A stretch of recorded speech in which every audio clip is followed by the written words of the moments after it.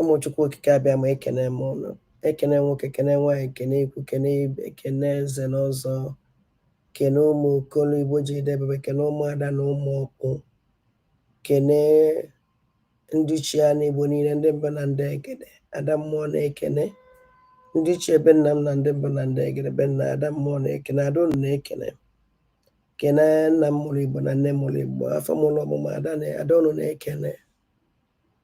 Onye kene mmiri niile nọ n'ala Igbo, kene mmụọ onwe ya wụ mmiri, kene ahịa naanị ụbọchị naanị Igbo ji debe na mmụọ onwe ya wụ ahịa, onye na-ekene mmụọ eke, kene mmụọ oye, kene mmụọ afọ na mmụọ nkwọ, kene enu, kene anị, kene ezinụzọ, kene mmụọ niile na-emere Igbo ya na mmụọ Igbo na-emere ihe, kene mmụọ Igbo ji ide ebube, kene aja na Igbo nna, kene mmụọ eji wee hiwe ha n'Igbo. Ada mmụọ na-ekene unu niile, wee kene Chukwu okike abịa ma ana m ekene Chukwu okike abịa n'isi agbata obi ya, n'isi awarida Maazị Nnamdi Kanu, n'isi ụmụ aja na niile, n'isi our angels niile. Ada mmụọ na-ekene unu niile, na-asị ekene mbunye enu dịrị ezi Chineke na mmụọ ya niile, na ndo daalụ na nke ome, na-asụkwa ya ndo na nke ọka ya eme. Ise ise ise ise. Ụmụ aja na ike ka unu mee, unu na-abata, unu na-isha ụmụnne m, unu na-abata, unu na-isha ka nsị ndị eme unu French country a na-akpọ French country a na-akpọ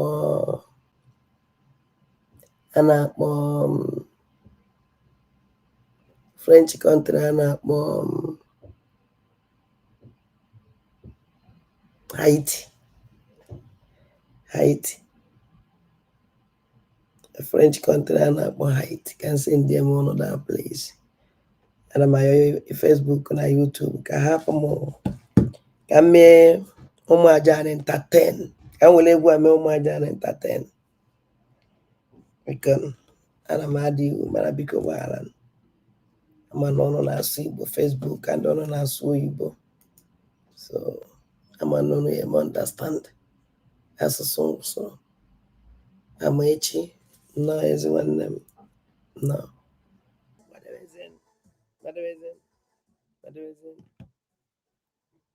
Obi adịghị m mma, so chọọ egwu mma akpọ wake him up. Egwu a nwere ife njọrọ, unu na-abata, unu na-esha ụmụ aja, unu na-abata, unu na-esha, unu na-abata, unu na-esha ya. Adịm weak, very very weak. Unu na-abata, unu na-esha ụmụnne m,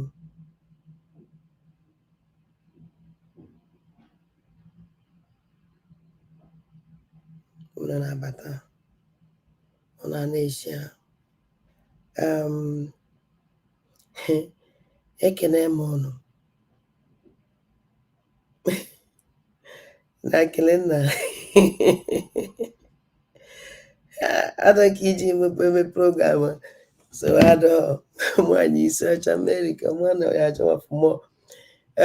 Ụmụnne m ekene m unu niile, na-asị nnọọ nnọọ ụmụ aja anyị, nnọọ unu na-abata, unu na-akpọ ibe unu, unu na-abata, unu na-akpọ ibe unu. Aka asị ka ada mmụọ na-ekene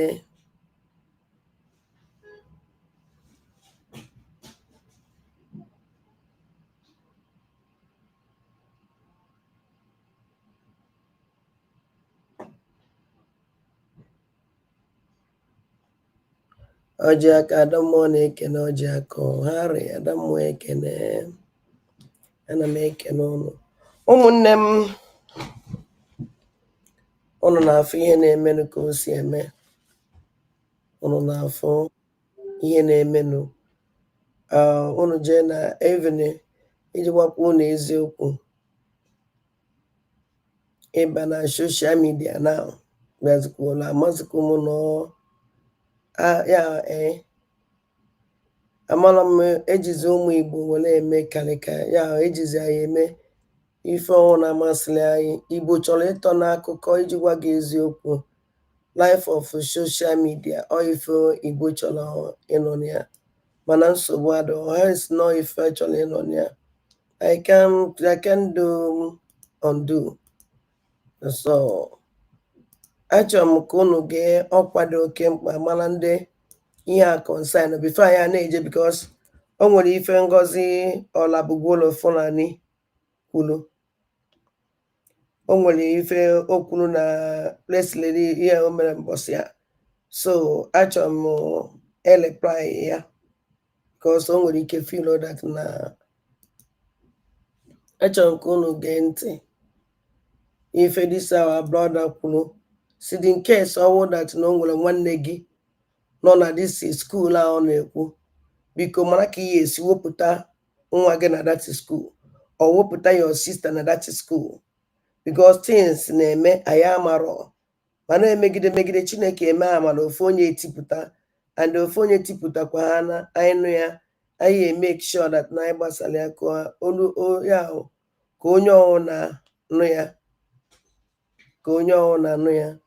So geenụ ntị maka ya wee ife.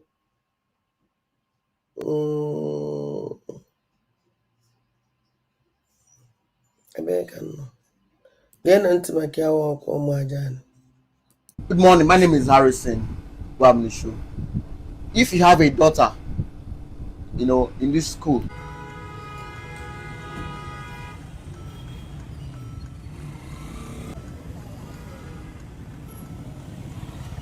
call her and hold her ears. That school, things are happening in that school. A lot of things are happening in that school, and the school authority are not doing enough to see how they can manage it. And the ones happening, they cover it up. All right. This girl went for lecture, and she never returned back. The next day, what they saw was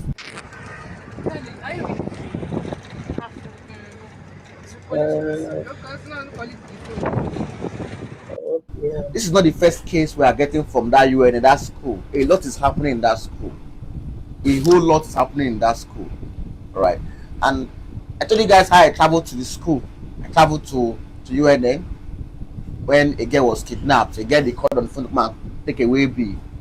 Not just a girl, too. A boy has also been kidnapped from that same school.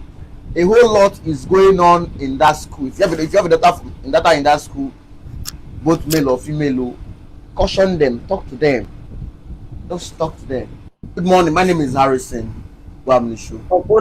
If you have a daughter, in this school,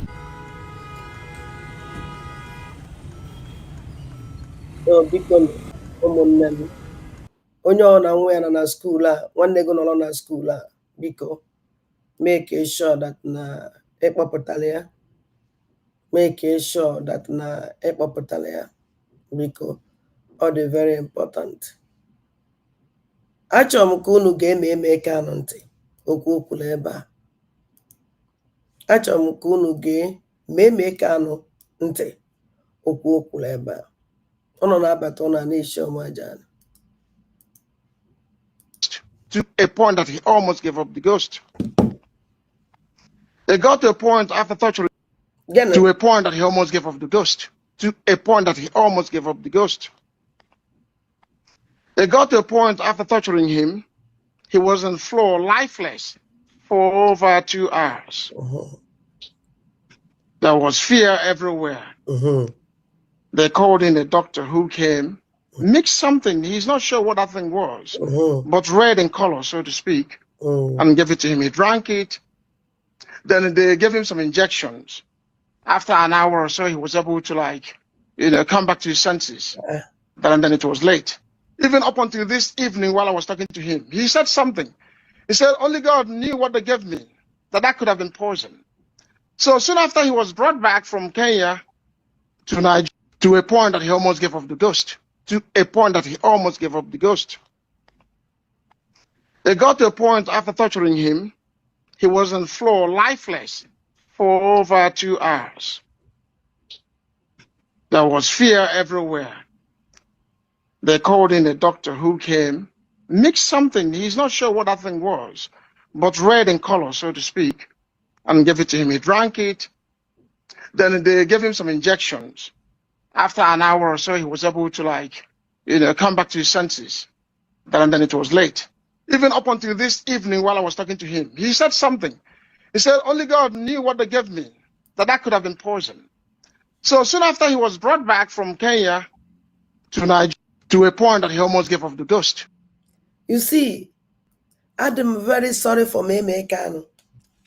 Meme Kanu, I'm very, very sorry for you. Because having you as a blood is a disgrace. To be sincere to you. Having you as a brother is a disgrace. Do you know Mambosi with Meme Kanu Kulokwa? Last Saturday, I'm the fundraising. Ka Meme chụbịara ịgwa ụwa anyị na-ekwe ihe mela nwanne ya nwoke.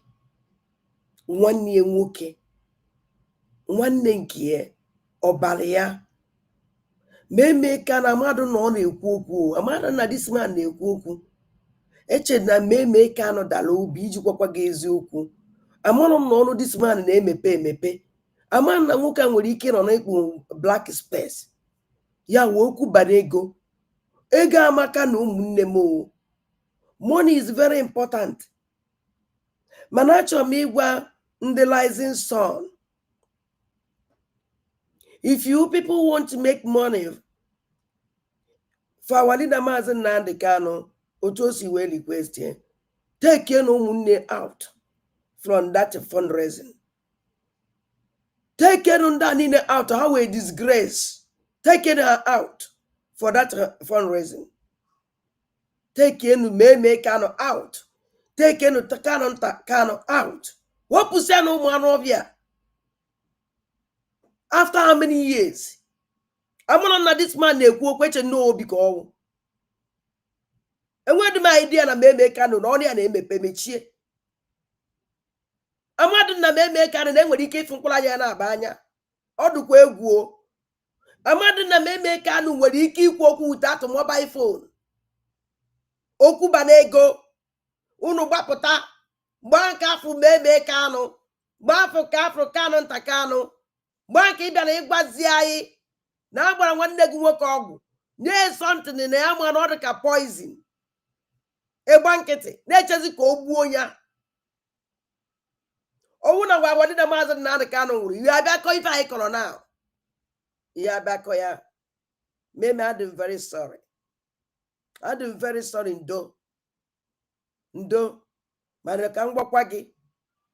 It's better. Nunu sit up for him.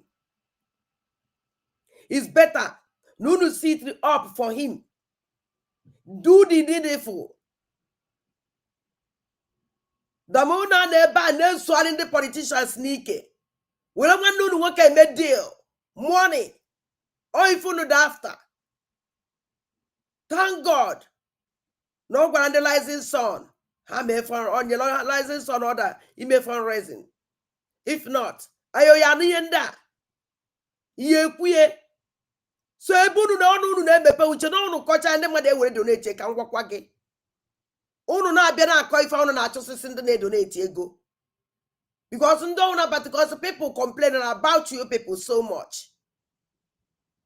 Many people battle ekwe donate because of na afọ unu that place. So kwesịrị nje that fundraising. Na ndị ba ya like unu ama ka unu mara ya amara. Ndị Igbo like unu were disgrace, unu were disappoint. To ndị Igbo niile. Okwu banego. Ọkwa dị ka ikwe ka ịma na nyebe ji maka ibe ikwuru wete who cares?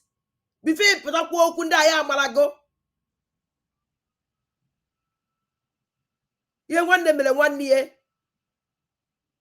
Ihe nwanne mere nwanne ya Meme Kanu. Afu bukwe m nke Kanu nta Kanu kwu because before mbata ụkọcha na nakpuo.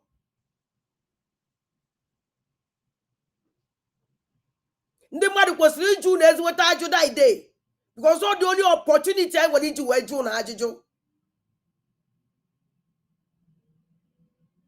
Joy Brugodum because of fund our leader Mazen Nnamdi Kanu action ya.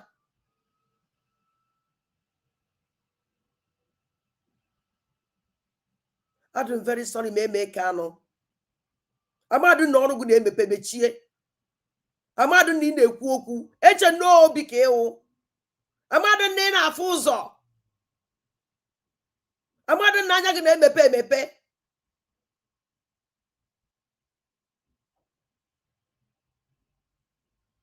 Because of money. Ikpupu uboga anya. Because of money. Imepe ọnụ. Ndị ọjọọ. Agba unu nkịtị. Onwe onye dị capable jụọ na ajụjụ. After unu kọcha this rubbish. Because unu akọchara this thing before mbata.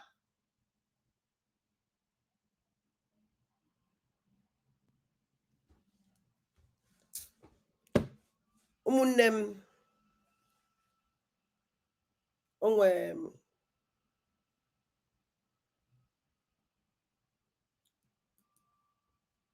ekwesị m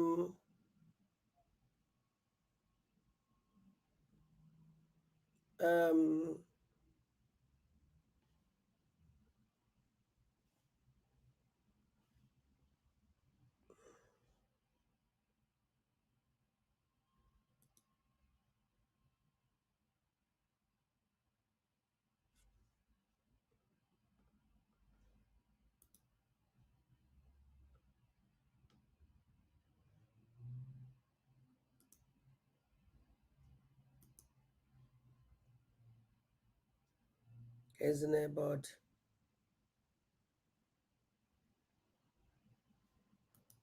Udene. Udene n'ala n'iyi. Akara m ije maka ekwu. Achọrọ m ka mmala ife mmadụ na-aba akwụrụ. Eji wee sendele m this program. Welcome back. Welcome back. Welcome back. That is where this idiot you see here. You see, unu amonye dị ife a. Ama na unu niile nwere idea ma this criminal, this terrorist unu furu here. Ọdụ ka ọlụchekwana police. Kere afa this rubbish. Unu akpọkwana ya ose ọjị biko. Kere afa this man. Prince Darlington. Unu eche unu achọzi na echọtara nya. Chukwu bụ ike ye. Ọkama na ba azachapụ ezigbo aha. Ana ba azachapụ ezigbo aha. Ana ba azachapụ nke gbugude gbucho aba na banda na ewe m iwe. Chukwu bụ ike ya emecha na kidnapping. Wocha polisi. Scam cha ndị mmadụ. Oburu atụọ ọchị ya na-azụ na social media. Ochi ha ga-azụ na social media. Maybe na Ngozi emene employ. Owechi ha azụ. Because if ha na ịma na-abanyere bịara otu Ngozi. Na-achọzi ka ama ka ya esi wee deceive chi ha na akafa. A criminal na-akpa a criminal a criminal. Jụọnụ this Prince Darlington onye wu criminal n'ime ya na onye akịta. Kọrọ onye wu criminal karịcha. Prince Darlington ọgụ gburu iko nsọ. Ibe me iko nsọ ịma anya ya. Igbucha iko nsọ wee jeje chụwa fa nwanne iko nsọ ka igbuo. Na ọnwụ na igbubeghe. Ama na ọkara ozikwe ndụ. Because o tipụtara mkpu. Maka na dị nwatakịrị na-achọ ibe gburu nwanne ya. Prince Darlington. Ije chọwa ka igbuo. Gụnwa gburu iko nsọ gbucha ike nsọ chi igbu nwanne ya nwoke. Prince Darlington awụrụ n'ezigbo mmadụ. Prince Darlington na-akpazi Chukwuka afọ egbu. Echibuzo egwu atụ criminal. A criminal na-akpa mmadụ criminal. Tagara nụ this idiot. Ka ngwa na ili membali ya. Ka ngwa na ada ndị na ndị egede ka nọkwu ya. Ka ngwa that na we never forget him. No way criminal. Worse than criminal. Prince Darlington unu gburu mgbochi ya ka ọgwụgwọ ya. Ọ ka nkwuchala okwu. Gwacha ndị mgbe ị bịara. Gbuo iko nsọ the second time. Ebe i mere program. Wee gwa ndị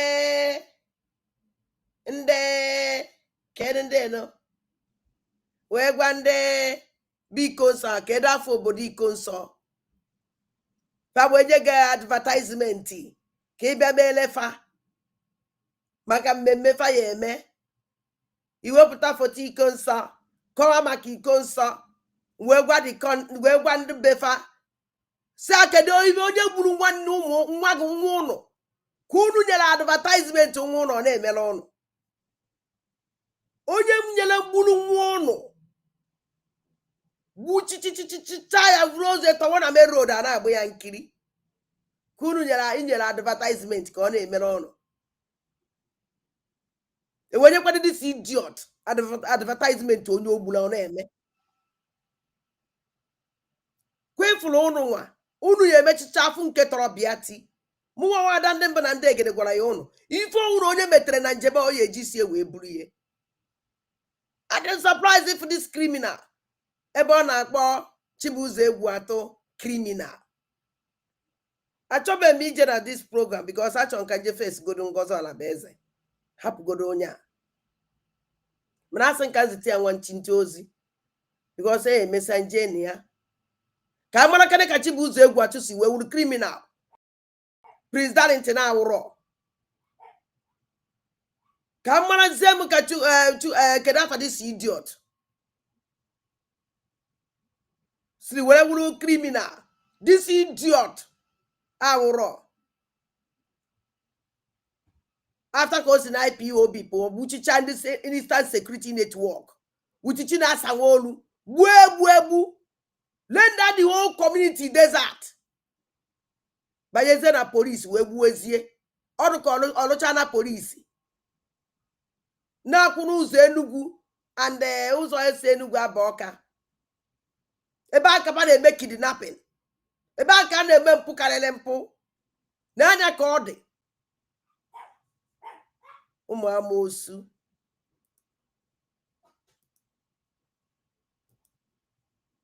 amadụ m ife ọ gwara Chukwuka agwadụ m ife ọ gwara Chukwuka ọfa egbu ụnụ ọ chọrọ ka anyị mee program a zagodonu m na comment section ụnụ na-abata ụnụ na-eche ụmụaja anyị ụnụ ọ chọrọ ka anyị mee program a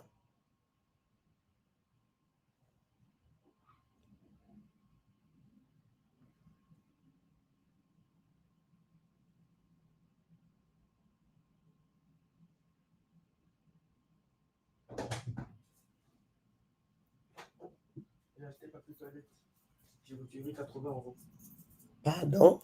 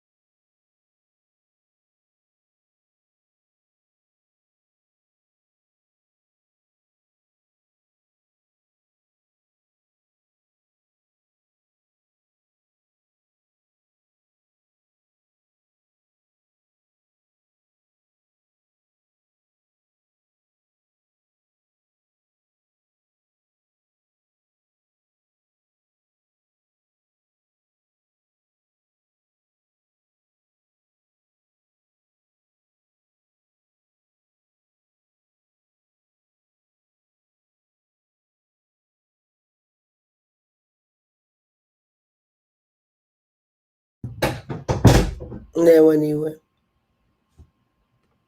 ajụ m na comment section or I continue with this program or ka anyị jee na Ngozi Alabaeze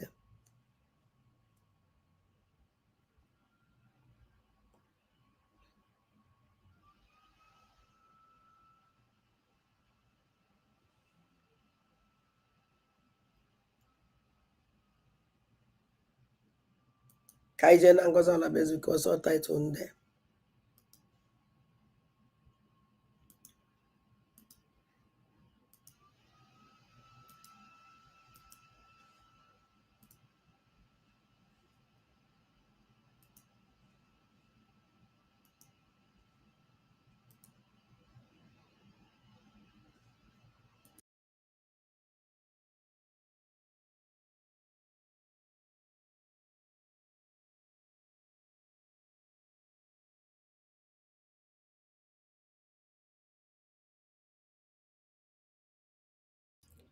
Okay.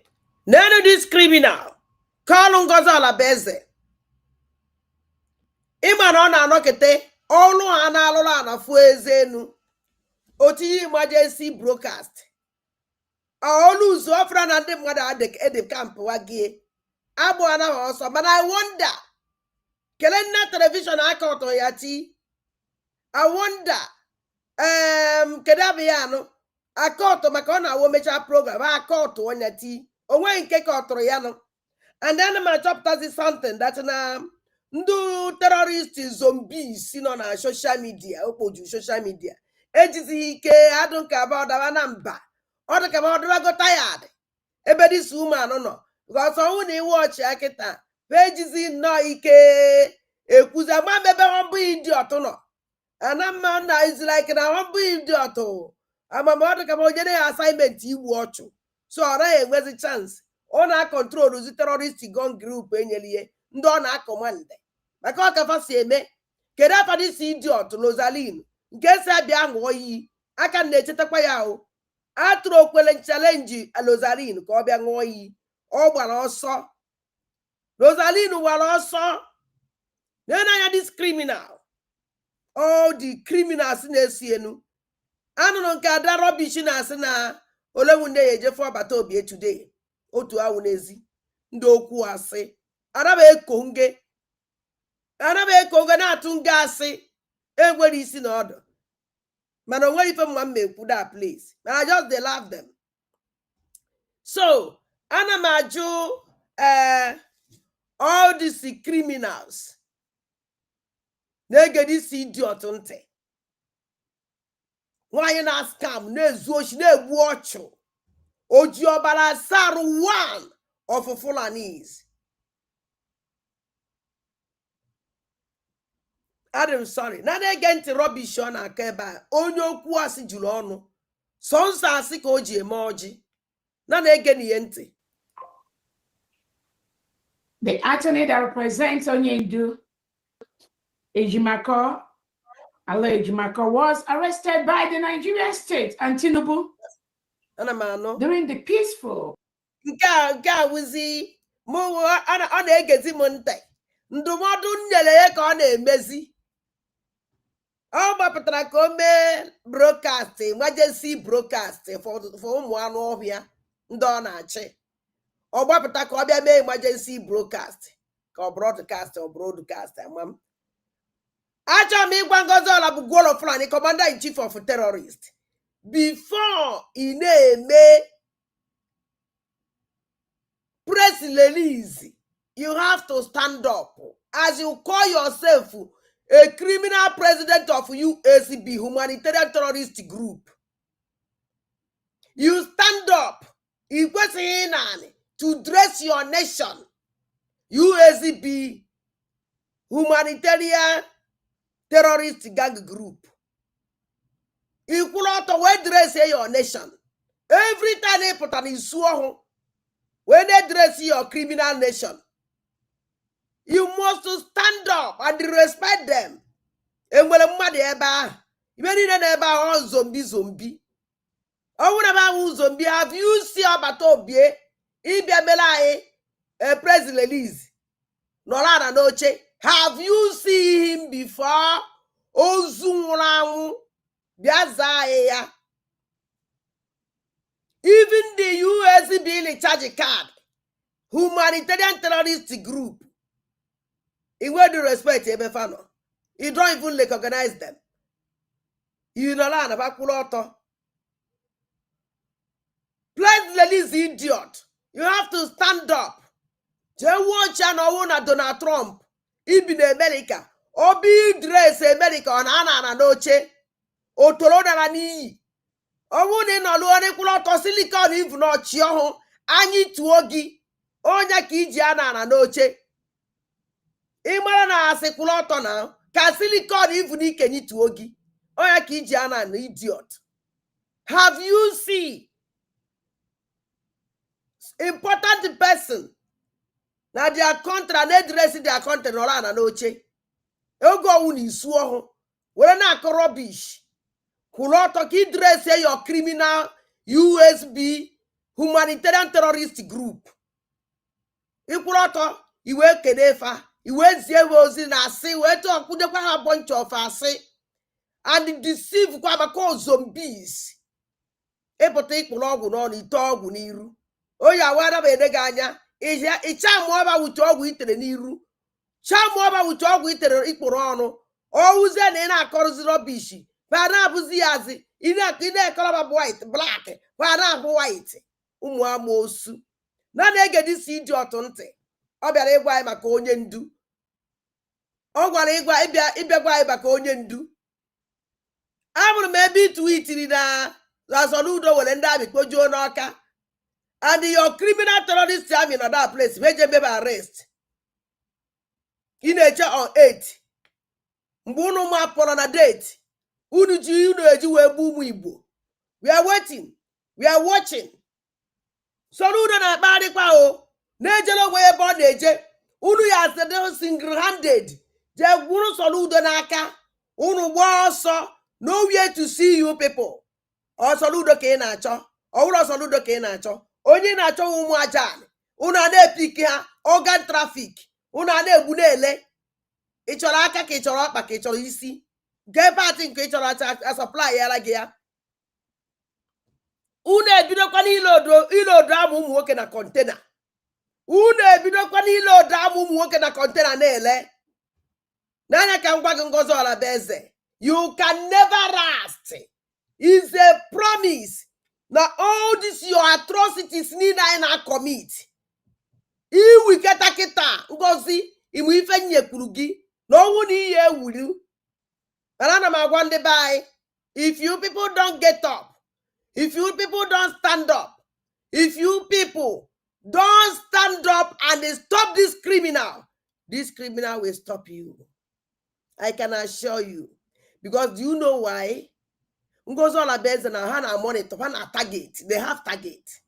Ha na follow agbata obi na Finland. Na follow awadida Maazị Nnamdi Kanu na Nigeria.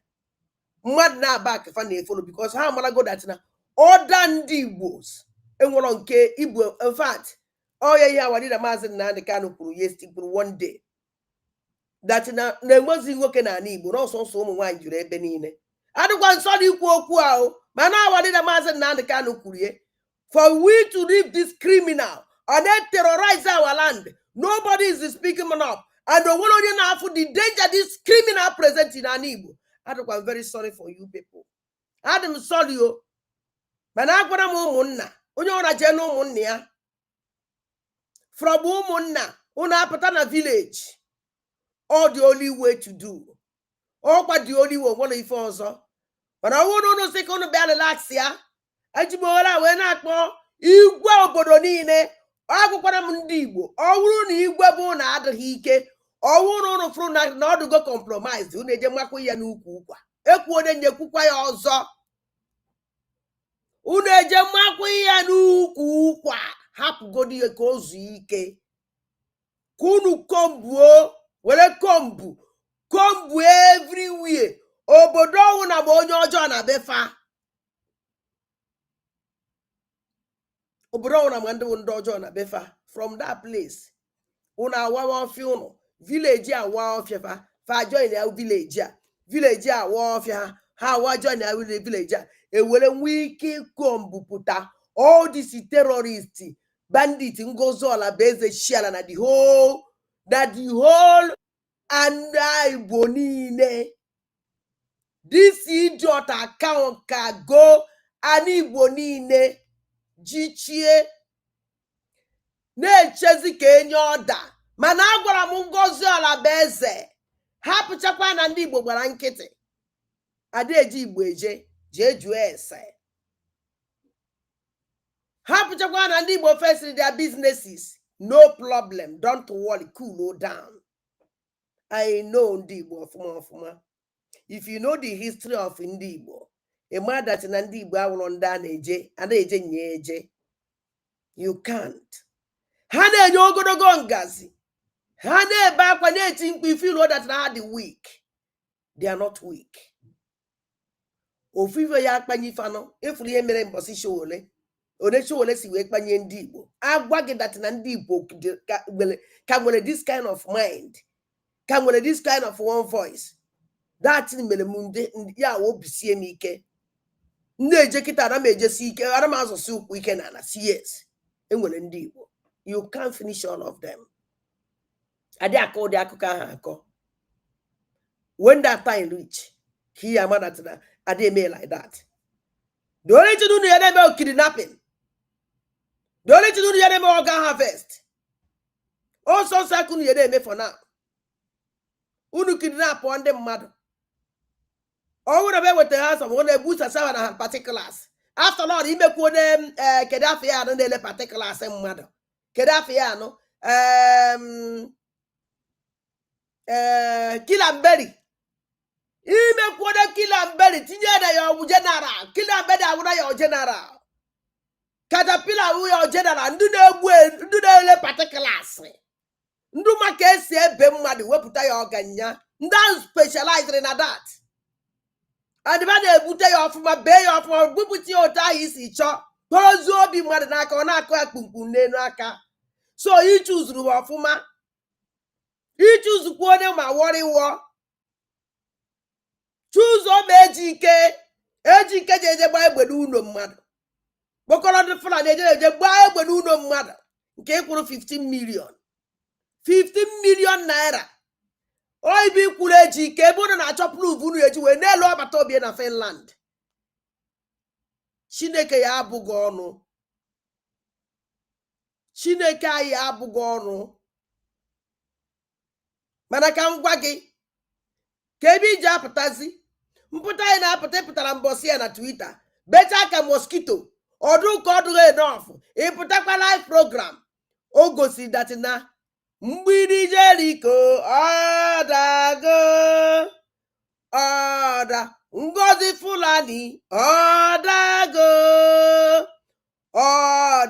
Ngozi Fulani manedago ije kwuoda weta onye nke gburu di dọla akụnyere were nwoke mmadụ gbuo onye awadịda Maazị Nnamdi Kanu na-ebe awadịda Maazị Nnamdi Kanu na-eti di ozu di dọla akụnyere were dabiri na main road. Ngozi Olabeze agbara na ime onye gburu fanụ ama nnọọ ya terrorist group ndu gburu that man because of ịnọ na politics, because you know how to do dead politics, because they try to form your own party. You have formed many parties. And they can never enter. It's a promise. I have got a major baby bill. But I'm going to watch I go queer so me and if I want double am. Yakan na wagi Ngozi Olabeze. They're going to keep one day by. How many party came from Gulone? How many party? Ona koja umba woni bena na social media. Even they put our oil. They're taking off our resources. Our oil. Because we na target oil. You're targeting. And don't kijija will kill and belly. Yakija walk with kill and belly. Being out of sins, blood money. Where blood money, they line and struggle. Where buyers. Mananso wa draw. Okwifo. Any time of this kakita. Chineke megida amara. Ebilitekwe again. We can never sit more down again. Never. Because I am a go strategy. Mala system. Mala kesi emie. Mala kunu se abia. Mala kunu se ana. And I have block every corners. Is a proka work and name or no. Now they get this idiot on peaceful march they had in Abuja the other day. Mm-hmm. He did not commit any crime. No crime was committed. The court issued a directive to the Nigerian state to serve the motion to the organizers of that march by Friday. They instructed the Nigerian state to make sure you serve them. They didn't do that. Did you ask this criminal? When your bunch of criminal gang group biano a fight against that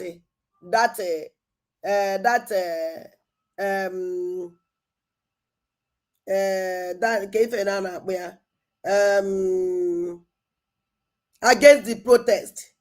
Mbu dede. Put on a protest. Did you say something? Because you paid her. You paid him. Because he know the group. Able to discuss. KDKS will stop for this protest. You people plan. What kind of rubbish where is in order? Wait, Abuja. Go no fight, yeah.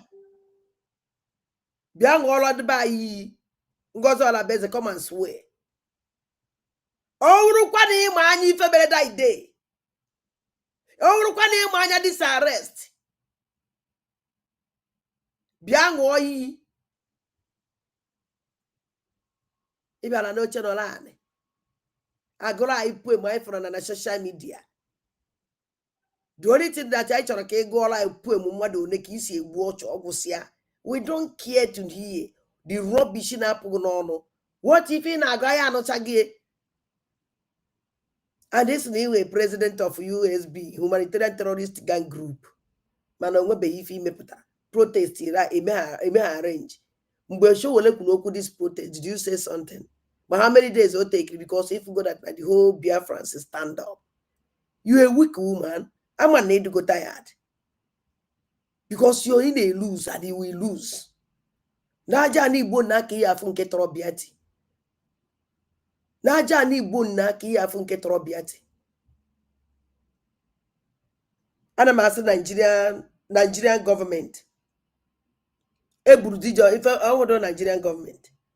No ndo sanafa wundi Igbo. Ebrudi no ya akonyere. Unu claim no na amara ndu burufa. Na ona afugo onye burudi no nya akonyere. Ndu burudi no nya akonyere apụtago kwuo. And unu mama Ngozi Olabeze ma ebe onye burudi no nya akonyere no. Why can't you report Ngozi Olabeze? You people should report him. Report her.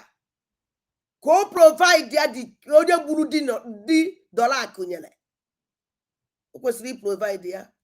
Mana ndị baye nwụrụ nke na-emegharị ahụ agbachana ha nkịtị. And eji m opportunity a wee na-call upon the family of the family of Akunyele. Owunu ni keep quiet. Ndị buru your father. Otu esi wee gbuo nna gị. Ozu nna gị dobi na main road a na-abụ ya nkili. Unu wee nucha the confession. Ndị buru your father. Ndị buru your brother. Ndị napụrụ ụmụnne unu ndụ n'ike. Which na Ngozi Olabeze is involved. Unu agba nkịtị. Amara ndati na onwe dị mgbe unu fụrụ nna unu n'anya. And unu enweghị ike fight ya. You people should get up and fight. Now unu amalago ndị gburu fano. Unu amalago ndị lead the operation. Unu amalakwana onye recruit fa na recruit fa. Onye recruit fa. Because Ngozi Olabeze work with all these criminals right from the beginning. Or unu ataka ọmafa. This is killer belly Ngozi Olabeze recruit. Nwere shrine. Ebe killer belly na-ele particular mmadụ. Owu na akpụta gị ndị bụ na eweta ego killer belly agbuo ya lee particulars ya. Were collect ego. Ngozi Olabeze know all these things. Onye asị na ye nwere idea. Because for him to recruit all these criminals, or not coincidence. Because you I'm of before. You watch if any Ngozi Olabeze recruit. That age can go on that time. But I assume because Mark was not on social media. That age can finish in a camp was Uru General Ngozi. And nobody on other affair.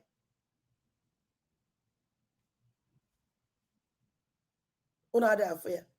Now they again, even poor this woman na go ban. Serve them that paper. Since you, the Nigerian state, is claiming you do not want the march to extend to social places. Imaginez pouvoir créer n'importe quoi, rien qu'en y pensant. Voici Base 44. So Biafrans from the old Anambra state, Ikemba state, or slave called Nigeria. That is why that enclave must be destroyed for humans to live. Destroy. That cave must be destroyed. For the people that were indigenous. How can people that were indigenous? How can people that terrorize indigenous? How can people that make organ traffic?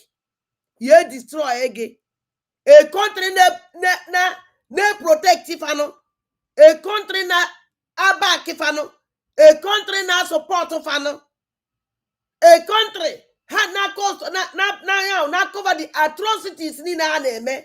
How can those people yes who destroy the nation? Na man no na watakwe buy na oyin akono. Amro no mu na nabatakwe fam na eku. This criminal neba we na agwa gi a nation. Eye destroy a nation. A nation.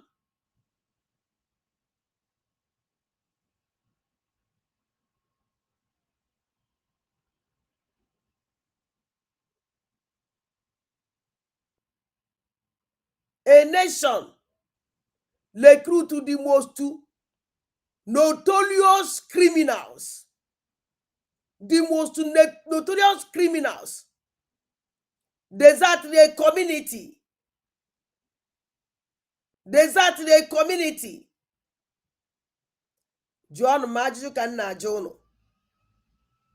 How can you know? How can an atrocious criminal like a caterpillar ne like a caterpillar ne terrorize a nation like caterpillar the whole Igbo my caterpillar mara atrocities caterpillar committee with Chibuze Egwuatu Chinasa Nwolu ha gburu egbu. How can Ngozi Olabeze yes we destroy ya Nigeria according to her? Yes we make menya ebe na work with General Ajukwese. General Ajukwese gburu di nonya dola akunyele. General Ajukwese gburu di dola akunyele. John Ngozi Olabeze, how can you destroy that nation actually destroyed by the criminals? General Ajukwese Ngozi Olabeze, first general ya Burudin Dola Kunyele. Because Ngozi Olabeze give them general according to their work, according to Madu Onefa Bulana the capacity of people have. How can Ngozi Olabeze yes will destroy the nation that she want to destroy according to her? As she recruited the kill and bury. Currently na serve na Tiger Base. Currently na serve ka na Tiger Base. A kill and bury na ala their community. Health center for a civic center. Everyone na eje na lankpolo ogwu. Ebe na wisi wa ndị nne egbajewe. Ebe na wa fọta ndị nna egbajewe. Ebe na nwatakịrị ya ba ha ekuru egbaje. The only place family je save life. Kill and bury collected that place. Wele ye. Wele na ebumeze Tiger Base nkiye. We me prison ya. We na akpochisi ndị mmadụ. We na ebu ndị mmadụ. We na wekọrọ ọgana ndị mmadụ. Jizem, how can Ngozi Olabeze yes we destroy Nigeria according to her by using kill and bury? Na-egbu ọchụ. Na-egbu ma ndị inspector police. Na-egbu John Ngozi Olabeze. That's kill and belly. Work with the Nigerian government. He's an inspector. He's a inspector na Tiger Base. How can Oyesi were possible? John Ngozi Olabeze. Jukwana na Ngozi Olabeze. How can General Ogbuefi Ngozi Olabeze, a commander of Ebubago, Bulebuebu, General Ogbuefi is no one abatana begging a abuno goko a boogie. Ono no threat yama with the war. Jono Mufa, somebody na saying the mado, the banako amnesty. That's in the bad mad be draw amnesty under Nigerian government. I wouldn't make amnesty now, but an a boogie bone nage. Boy, you need a kumen in your house, and they are born in your house. Jono Ngozi Olabeze, how can you destroy Nigeria with Nigeria? Is it possible? No, it's not possible. Jono Ngozi Olabeze, General Jelly, number 50 Commander Ngozi Olabeze. This Jelly is a criminal. He's a commander of Ebubago. Onyo na mo ife Ebubago buru. Hanjani na on organ traffic. Hanjani na on kidnapping. This Jelly, we're kidnapper. Oh, we're a community and all these criminals Ngozi Olabeze recruit reba. All from Wundu Desert, all the 11 communities saying well, oh, was on your bino ya. Jono Ngozi Olabeze. This criminal call Igwe, General Igwe Ngozi Olabeze. How can Ngozi Olabeze yesi wele Igwe? No, commander of Ebubago. How can Ngozi Olabeze yesi we use this Igwe? No under the Nigerian government governors. How can Ngozi Olabeze yesi we destroy Nigeria with Nigeria? How can you destroy Nigeria with Nigerian terrorists? It's not possible. Join this woman, Ajiju. Ajiju Nchonejuya. Where you say Ngozi Olabeze? This is General Rabbi. First recruitment of group Ndami Ngozi recruit Rabbi all of them. By the help of Ebubago. Lord Ofanchani na moto. Second group, Ngozi Olabeze, Rabbi Ngozi, General Rabbi Ngozi Buruebu, Oburu Hanchanine. Third group, Rabbi Ngozi, Nande Bubago, Buru Hanchanine, Lord, we call their particulars, Le, Bukala Muha, Lord, on a container, Amu Bodova Bruje. Jono Ngozi Olabeze, how can she stop Nigeria with the people? OJ terrorizing Biafrans. Ngozi Olabeze. How can Labai Bulebuebu first badge of recruitment? Labai Buruhanchani Nebu. Second recruitment badge. Labai Buruhanchani Ne. Third badge. Labai Buruha. Ewebezena first badge. Uwetiwenku. We say I want to call Rogo for marching. I call it for an agwafa. Marching, don't go. Ono well idea. Mwefa for the march up that got the truth. Ngozi we cancel all the movement. We cancel all the movement. We cancel all the marching. Because a bank target ribu some of Biafran angel. I thank God. No one on Kejenu. John Ngozi Olabeze, how can a Labai or a G Labai where demolish Nigeria? Ebe Ngozi Olabeze wanna walk with Nigeria using these criminals. Ijine Bucha so much. John, this woman, I want to know. After Gantirin for the first badge, Kafi Bua. Ngozi Olabeze will cancel the marching. Wait till another date.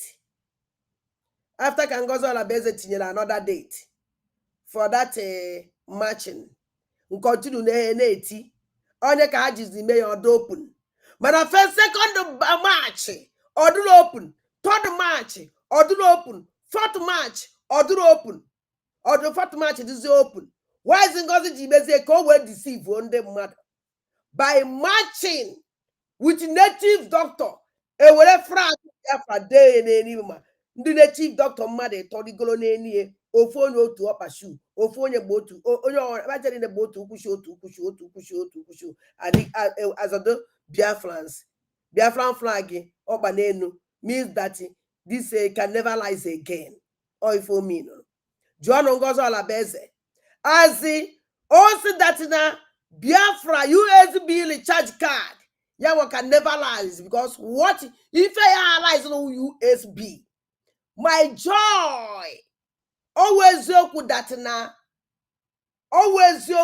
na no Biafran flag ka have ya color you color Biafran flag because on Biafran flag that color you color Biafran flag and my joy na this thing about picture Ngozi is ihe another place on bosanka Ngozi nyiri onwe bosanka Ngozi kwara onwe bosanka Ngozi kwara onwe that you can never rise again and Ngozi Olabeze can never rise again bosanka Ngozi Olabeze zodolo chie na aki akwa n'isi those native doctors kwuo n'elu flag USB humanitarian terrorist group read by Ngozi Olabeze that day kafano never zodolo Ngozi akwa n'isi Ngozi Olabeze that you can never rise again.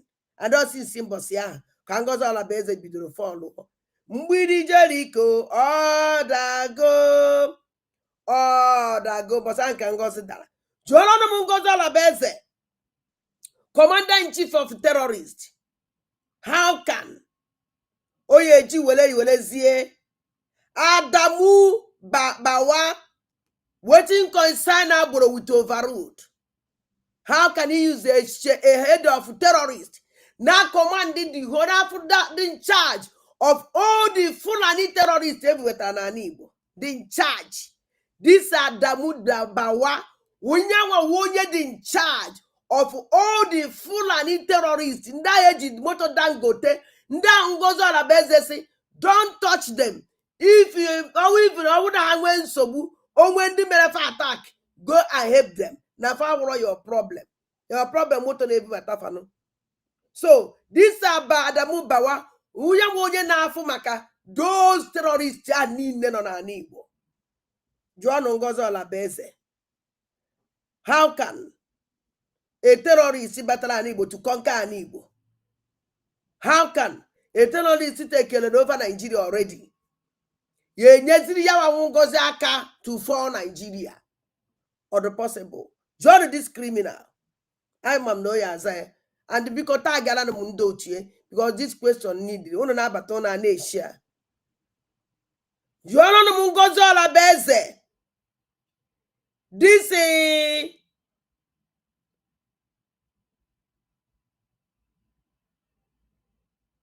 so Oguna 9 terrorist group Ngozi. How can Ngozi Olabeze fall Nigeria with Nigeria? Or the possible? How can Ngozi Olabeze fall Nigeria with a conquer of Nigeria? Jonya, or the possible? Or the possible? So, Makandi ne believe Ngozi Olabeze. Read all these terrorist generals Ngozi. Oh, Maria Guaziono.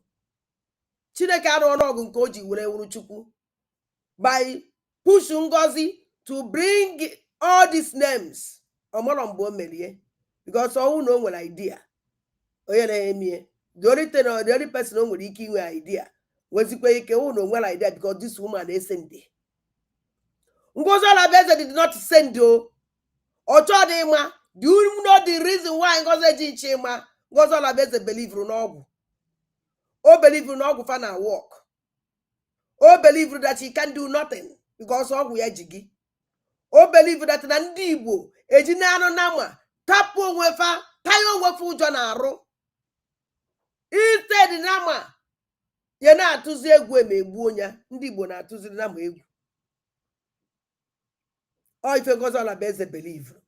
And I got Ngozi, don't believe that. Because ndị Igbo don't know them. If you know Emada na-akpọ ndị gbuo, Emada na ndị gbuo agwụrụ ndị adị anaghị ejefe eje. The only thing here about that when ndị gbuo wake up, ihe ama na ndị gbuo wake up. When ndị gbuo stand up, ihe ama na ndị gbuo stand up. Is the only thing that I can assure you. So ana m ajụ Ngozi Olabeze na-asị unu jụọla m Ngozi, how can you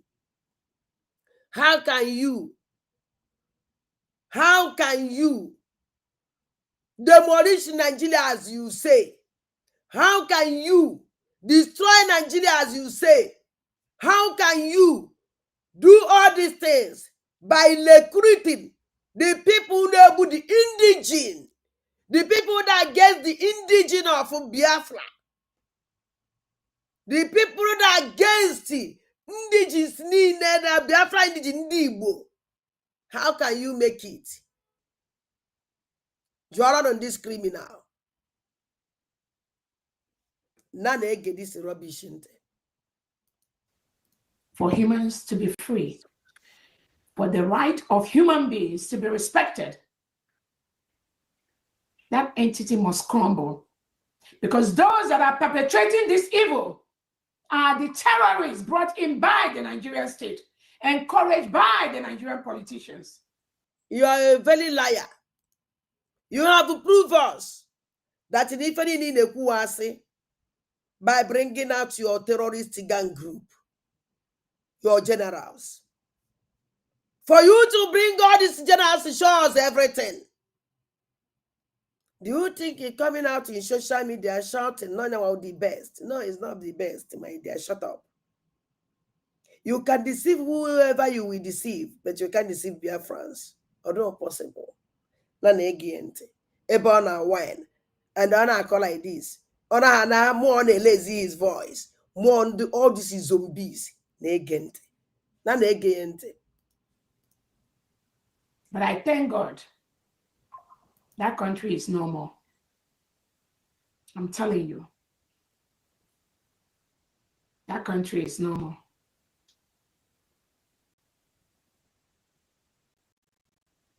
So we want to tell our Onyendu Nandekanu to be steadfast. These two shall come to pass. It's only a matter of time, I promise you. Yes, so Ngozi Olabeze, I turn it. Because if in a guy who coded the message, Madam, what would in a code, dear, but what that code, dear? Now to Harry Ozbo. Yes, Ngozi Olabeze, your atrocities in Biafra land will come to pass. Ngozi Olabeze, your plan na nibo bununze muozo will come to pass. All your evil na nibo bununze muozo will come to pass. Ngozi Olabeze, all the atrocities you come na ijibia na nibo bununze muozo will come to pass. Our leader Mazin Nandekanu Yetugo. I can assure you. It's a promise. Nothing more, nothing less. Now they get this idiot. We want to also use this opportunity to remember our Prime Minister, His Excellency Mazi Simon Ekpa, our PM, whom the Finland authorities colluded again with the Nigerian state to remove. No crime. No crime. The only thing Onyendu Nandekanu and Simon Ekpa seek is to respect the rights of Biafrans and indigenous Nigerians, to let my people. Shut your hell up. You're talking about Obatobie. Oh no program meeting I email cabinet meeting part 1. Now I be for part 2. Oh no cabinet meeting I email on a cabinet meeting who is who? maka mgbe ahụ ka ọ na-ekwu okwu uche obie niile ebe ahụ ụnụ nụrụ the cabinet, ụnụ nụrụ meeting eme na cabinet meeting, ụnụ nụrụ ife okwu na that cabinet meeting. Okwu disi criminal na-ekwu ebe a ọwụ the sentence ka o kwuru na cabinet meeting, ọwụ the sentence ka o kwuru na cabinet meeting. Ajụjụ mma ajụ ụnụ maka ndị na-ebelieve this criminal and ndị na-ege this criminal ntị. Onye ka m na-agwa ụnụ ka anyị na-egekwe ya ntị ka ọ na-akọ mpeteri, maka na mpeteri ka ọ na-akọ na-ege ntị. Unu echezokwara this night anyị nwere part 2 of exposition cabinet meeting, atrocity meeting Ngozi Olabeze. Go. They do not want their people to live, rehabilitate, to live in the same community with reintegrated terrorists brought in by the Nigerian state. That is the only crime Simon Ekpa and Nnamdi Kanu committed, nothing more. They are very noble, fine gentlemen, both of them. This criminal na program mme ka ọ na-agwa gị that na na-enweta information ọbata obie for ndị gara nọ efu ọbata obie na ya nwa na-enye information ya for ndị ya na-enye information. So information ndị Ngozi Olabeze na-enye information with the persecutors. The only people discuss with Ngozi Olabeze with the persecutors. Ngozi Olabeze know many things through the persecutors. Some say ba nke osi, some say ba nke ọ na-eje na na-ege this criminal ntị. So all of you witnessed, we are innocent people today. Shawore was just arrested on the orders of Tinubu, because when you listen to that video, the guy that was arresting told him that the high command or whatever in charge of the whole. Imaginez que vous commencez à contrôler chaque euro que vous dépensez. Tinubu, shut up. Mana Ngozi Olabeze, I wonder mgbe family Tinubu emere Showore arrest. Mgbe ha mere Showore arrest, ụkwa n'ihu your boy Chukwuka of Egbu udere na-eri ozu, the boy that he requested ka ndị Nigeria release gị because all the capable wogbu oburu isi and those since ya ka ọ na-wee buzie oburu isi na ajụ ọgụ Ngozi Olabeze. Can you answer me? All your terrorist group, why that arrest ji no jeme ọwụrụ n'ọkpa Chukwuka of Egbu ka ọ nọrọ wee mee? Chukwuka of Egbu were nọrọ with ndị DSS melu Showore arrest like na-eji asị no Chukwuka of Egbu kpọrọfa were bịa come and sway because of that protest ahụ Showore mere were a very big slap to you. A very big slap for your face. Do you know why Ojiwe will bear a very big slap?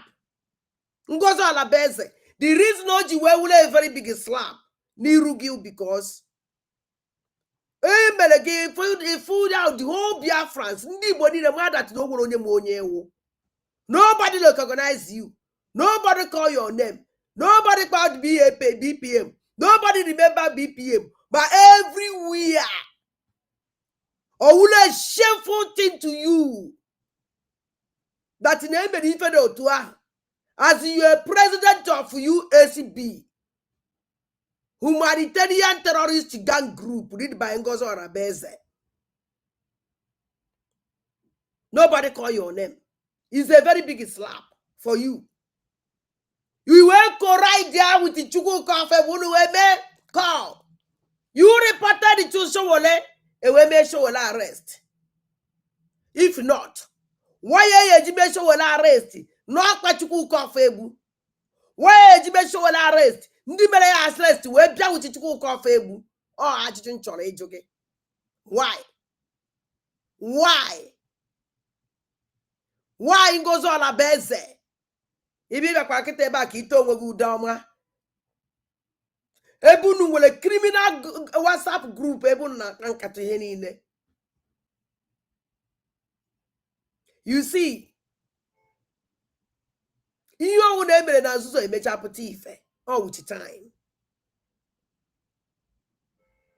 My question, achụkwa gị ọzọ. Ngozi Olabeze. Why eji wee be Sowore arrest? O wee wuru n'ọrụ Kwuchukwu Kofu Ebu. O wee wuru n'Chukwu Kofu Ebu your gang group. Your terrorist group. Chukwu Kofu Ebu.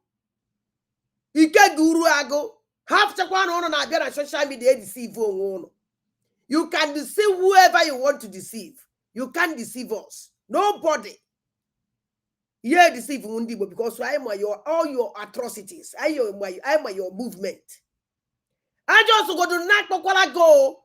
The program I made a cabinet meeting. No, Makana may check in a court. On a court, one can be a wop doesn't get or biati. Baki yama. Because when you feel no hack my phone. Now all the evidence inji. No need damage gay. Eba kunu no we wulewu. Makanamadi aso Igbo. Unuchana one of the intelligent carry out than them and they.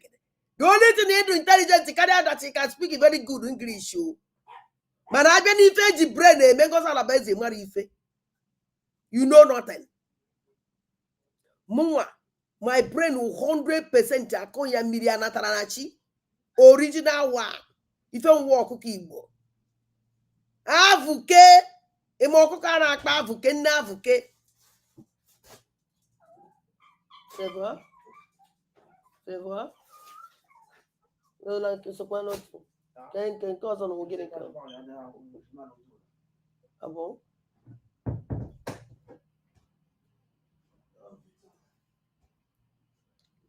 Ana ma bia no munnem kan fugodo.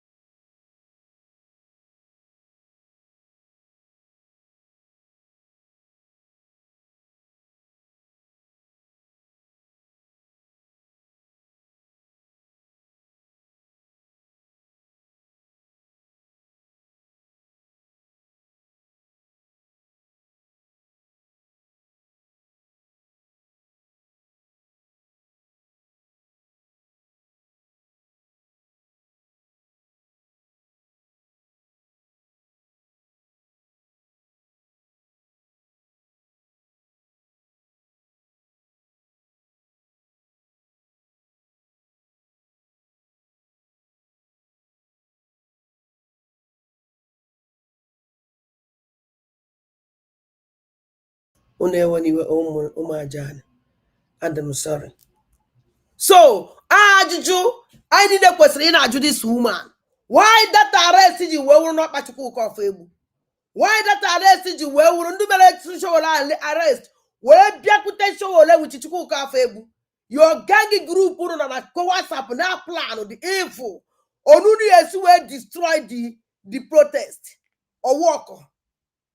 Upon if to destroy the protest, to name him here. Unu request take a serve offshore without abemu here. Oh disgrace rigi. Oh go see no one if you water. Oh go see that they will WhatsApp group BPM. Or those ones that WhatsApp they exist. You can never learn. You can never reign. You can never reign Ngozi Olabeze. I told you. That day on step with your native doctor. Na Biafran something resemble Biafran flag. That day that day kilele cause nisigi. We say that I can never rise again. And the since here again the face here out. I can assure you. That day, Ngozi Olabeze and the talk of Balomas ni nunu buru Go and do to give. Yes, not trying to get and all your generations. Now they get this idiot, don't they? And Christopher Musa's police invited him. They want him to follow them. You are inviting somebody with under the barrels of the gun. Under the barrels of the gun. The intimidation. All of them, they invaded Showore with the guns, fully loaded, fully armed, and they commanded him to enter that vehicle. That is kidnap. That is how they do their kidnap. And many innocent citizens of Nigeria and Biafra have disappeared. Many of them, you never see them anymore. So the world saw exactly what we are talking about. That is how they operate. I thank God that an Israel had disappeared. Because of fire, they are your target. So, anya guru leba, bananya gelu raw, ebe your criminal group. Chuku ko febu na gwara show oloku. Unless the konika ye mecha kwuo nke ahụ. Because I hear ntị ka ma na ikukwere maka ya. Ebe mo na ndị Igbo gbara ọsọ because that your target ndị Igbo. Your target ndị Igbo ka ye sigbu fanchani if not ka ife na agbara egbe for. Why can ife na agbara patia gas for? Na na-ege ntị. Many Christians has been murdered in the same manner, in the same process by the Nigerian state. At least this one happened in front of many, many cameras. When Christopher Musa ordered them to go and take Showore, immediately they didn't even allow him even to call his family members. They didn't give him no time. And this is supposed to be police. The job of the police, armed to the teeth, commanded him, arrested him on the spot. It was no invitation. If it was invitation, they would have given him time to maybe go home, change, and then. You want invitation because you want them to disgrace him. You want them to disgrace Showore. Ngozi Alabeze. Each of the disgrace Showole. And then disgrace Showole for you. Or the only thing. You want them to use Showole and teaching them a lesson. So that I will know when another person you wake up from the again. With Showole, they can never get up, rise up again.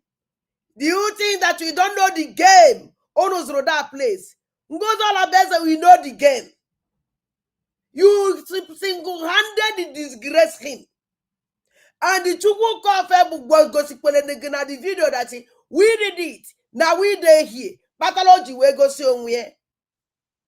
And they saw it and said, good job. Good job. Good job. Good job. Imo patazie ki deny ya. Onya ka gana no says ka for this rubbish. Ezapuna. O if on eme. Ka ewepu no. You can never run away in agwa na choge. Because I'm on how you rule. I know who you are. Under how dangerous and stupid they deceive. You can never deceive me. That is why Nji will go very, very hard everywhere. And I will continue to be hot person for you. It's a challenge in Ngozi Alabeze. You challenge Biafra, challenge Biafrans. He goes that you must bring us down.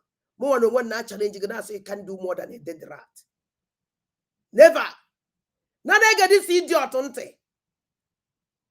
And go. No, it wasn't no invitation. They just use that to confuse those they want to confuse. They ordered him into that vehicle and they drove off. And this is the Nigerian state that is calling innocent people like us terrorists. What? A terrorist, not innocent. We're a bacon or innocent. Are you innocent? What is Nanya? Ngozi Alabeze kuchala. Manoku makachuku ko febu. Did you hear her? speak against Chukwuka of Ebu. People that protest against her indigene, her nationality as she claim. Which I try and wobelenu go with an echo. I call you talk, I call. Join this idiot. Why would you not for no any never around the show, but I float to cook off Ebu. Or don't even cook show what you cook off Ebu. Or don't even cook off Ebu what I told him. But I don't know what ya or to us a bound road to show it to the vehicle. But I float to cook off Ebu. Now they get this idiot on take. Act of terrorism is that you can immediately arrest an innocent man that just came out from the court that went to observe the court proceedings. Tinubu and Christopher Musa ordered for him to be arrested immediately on the spot without committing any crime. This is what Nigerians go through every single day. Thank God the United States of Biafra, we've exited that entity called Nigeria. Imaginez que vous commencez à contrôler chaque euro que vous dépensez, que vous ne vivez pas. I don't know how authentic that news would be. Tompolo give federal government 21 days to release Nnamdi Kanu. Here always good news. As me always good news ko biko nyere m aka. Nyere m aka. Nyere m aka na comment section. Is it true?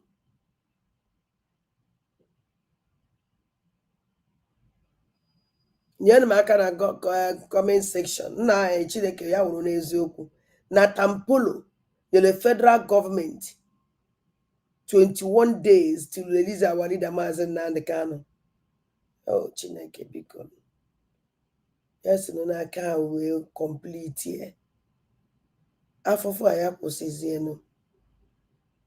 Ya kwụsị.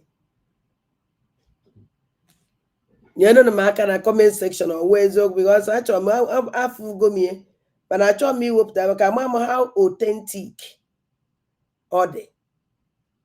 Ama m how authentic ọ dị. So afụkwara m ya kịta akwa again.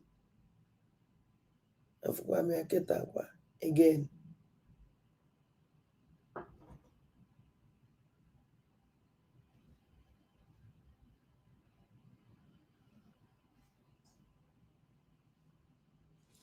I get to point to go because such on Coco Maka this election now I move.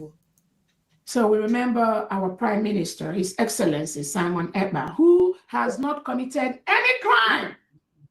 But Finland colluded with this same Nigerian terrorist state to label him something which some of us can't even comprehend.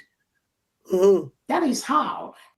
How can a useless woman, you call yourself a surrogate, you call yourself a BPM for the USB humanitarian terrorist group? I'm an anti-terrorist humanitarian group.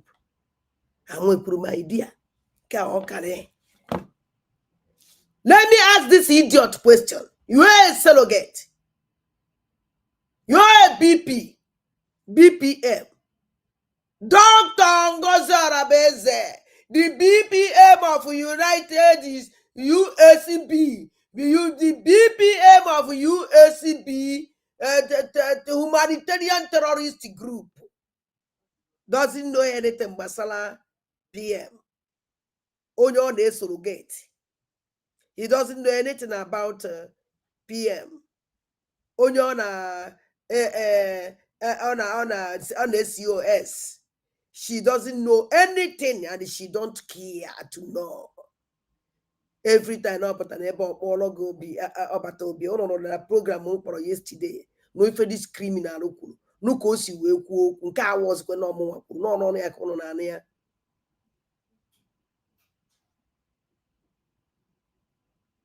Now I get this idiot, don't they? The terrorist state of Nigeria works. That is how they function. That is why that country must must be brought down for people to be free, for people to live. And it will happen. Now, how can Ngozi Olabeze we bring Nigeria down? How can Ngozi Olabeze we bring that country? That country. Get into Canton or Econo, if Ngozi Olabeze na-ekwu ebe a. Imaginez que vous commencez à contrôler chaque euro que vous dépensez. At the back of the police, when they were arresting Shore, the director of Sahara newspapers, I was watching and I smiled. There was a reason I smiled. You see, she was watching. On a watch her direct. Do you know why Oja watch her direct? Because the other because only for an afo kain afo. Do you know why you say only for an afo kain afo? You on afo ditch and kind of because this Chiku call for ebu ne send na connect the direct. Okoya on a watch in Kechuku call for ebu na stream because he watch if mele na nke showole nke I follow. I have follow everything. Because show when stream we don't see everything.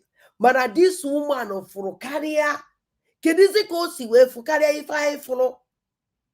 On our watch, she's watching and smile, and she know why she's smiling. Because now I will show you that she can't joke with me. Or if I'm not smiling. Actually, disgrace show. Do you succeed? Have you succeed? Did you succeed? You did not succeed.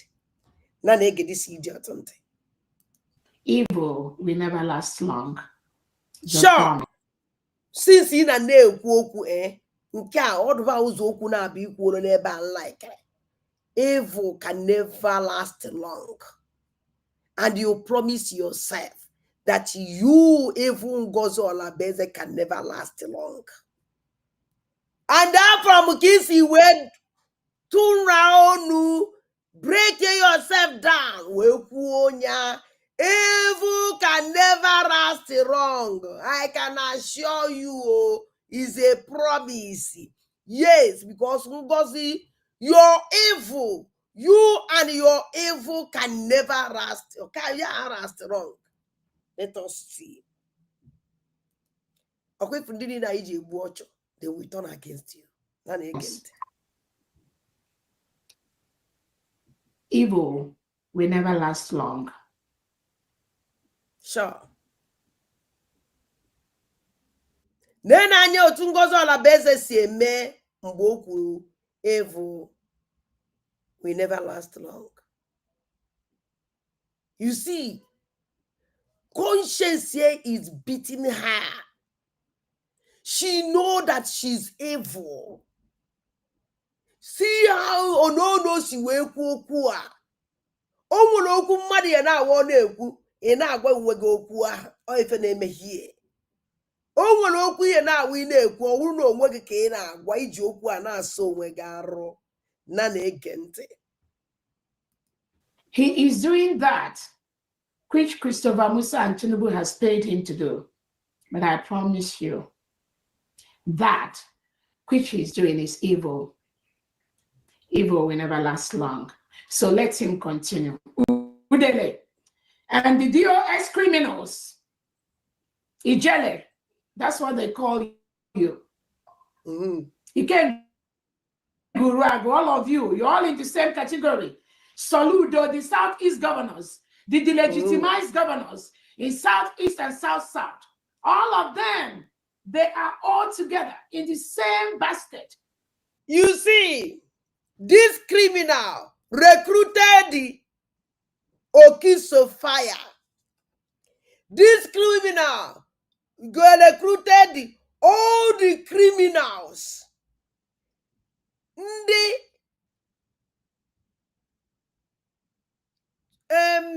Get out for this guy. Chibuze Guato, congratulatory. N'Imo State, in a watch in Imo State.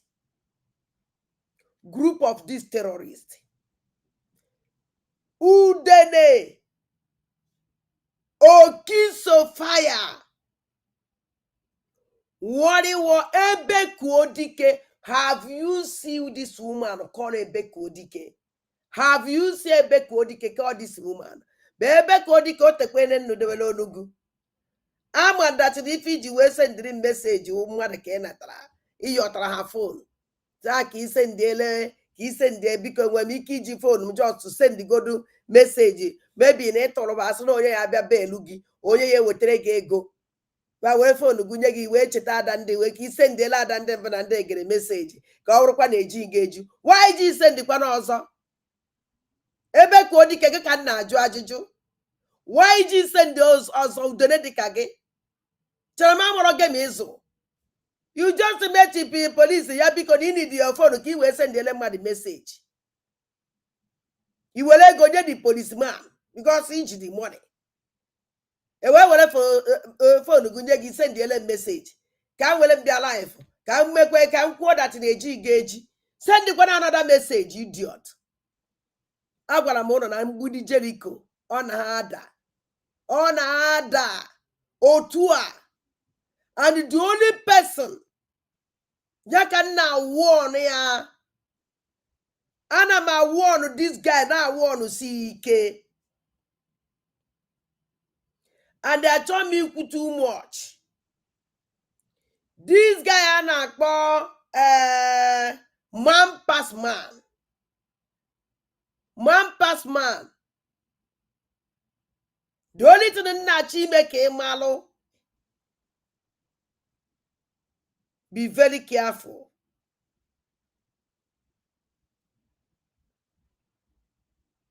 Be very careful. Careful na asịgị nwa one pass man ede. Awọkwa that no, iwe ezigbo mmadụ.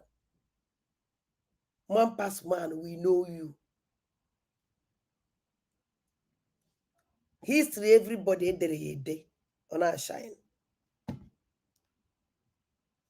Mana ka ngwakwa gị, ọkwa ifu this camp a email invade. Je kpọkọta these criminals. Ekpupulu ngokwu nke a imeterie. Continue na-eme expose camp this criminal. Camp this terrorist criminal Ngozi Olabeze. Man pass man. Ebe na-arụ ọrụ na-arụsi ọrụ ike. Ka nye ngụ these names of this terrorist. Ebe a ka m ihe prove room that na emu iri na-eme. Ọwụ na enube this name. Because ya alụgide kwụsị n'ezi. Ihe alụgide n'ọchịchịcha ya no complete. Man pass man. That is a man called Caterpillar, and you know him. Yeah, so name Roger Caterpillar. All terrorist Ngozi. All general ya. Man pass man. Imonya na-akpọ Jikwese. Yeah, so name Roger Jikwese. Jikwese u terrorist group Ngozi. General ya na group ye. So, I know this is Jikwese. Wonye buru $10 kunyele. That is small boy nke ahụ na-akpọ obere ka ụnọ na-akpọ small na amami ụnọ na-akpọ ekwuru. Never no so na group gburu $10 akunyele. So that is Jikwese. Nguro we general Ngozi Olabeze general. Wale ebe camp ya no. Arrest all the terrorists. Ngozi Olabeze je terrorize our land.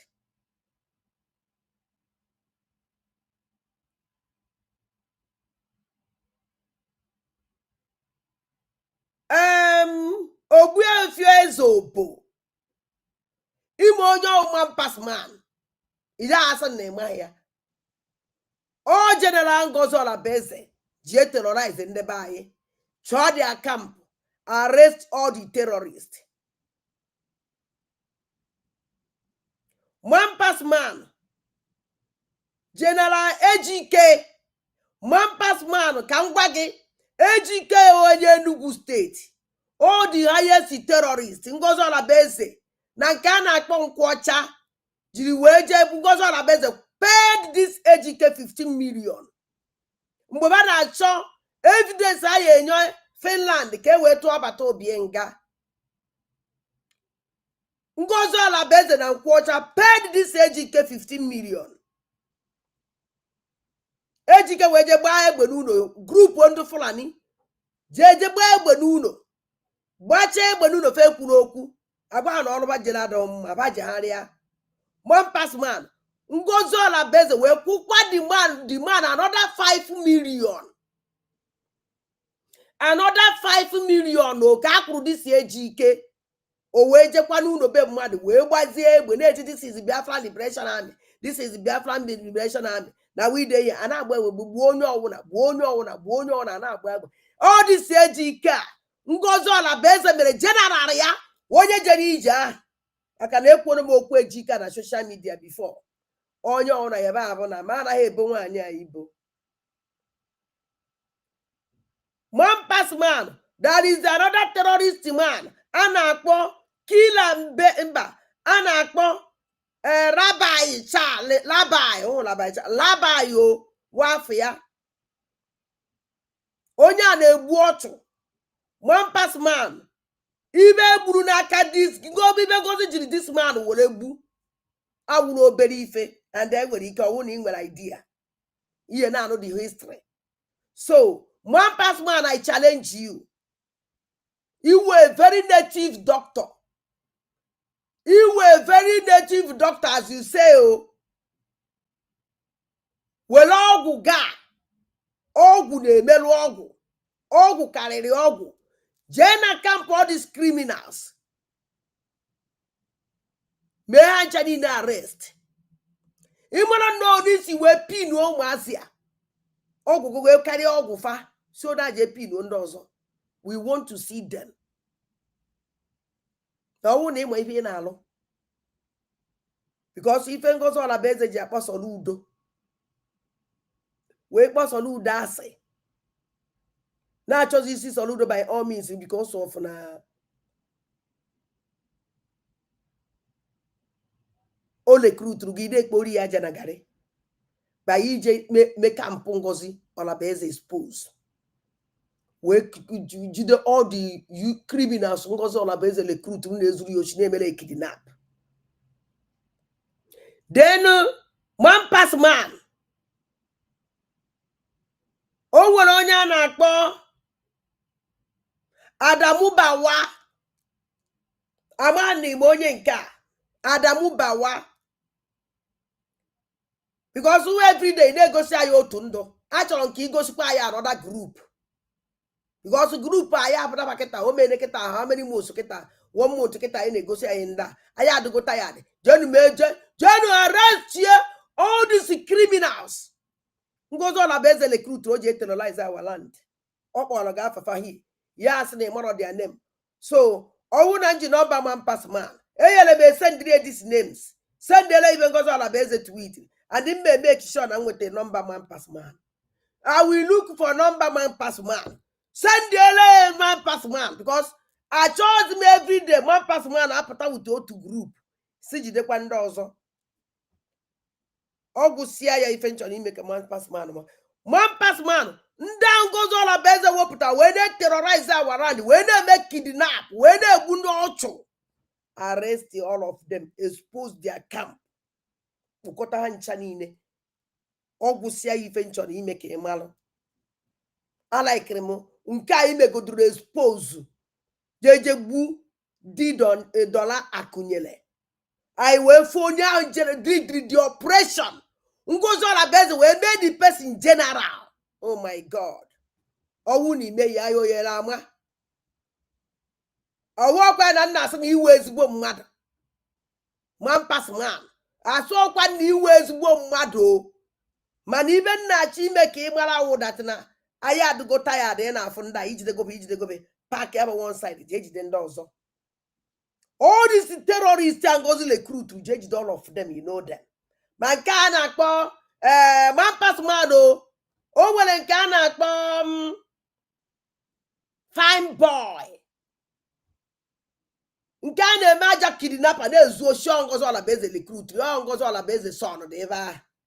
Oh, the favorite son Ngozi, who that fine boy.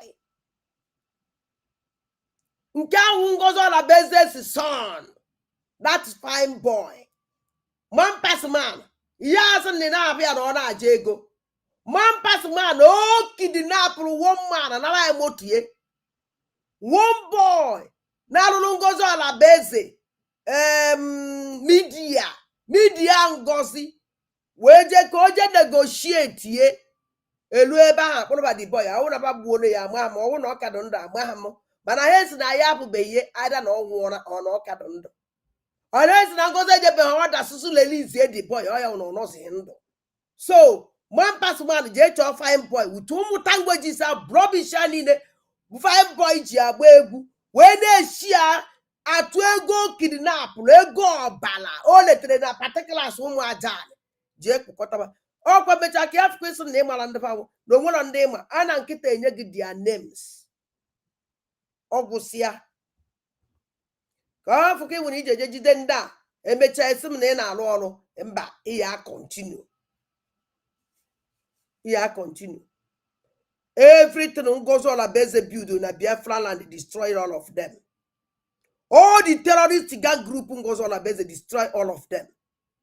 Ọgwụsịa ife nwere ike ịgwa gị.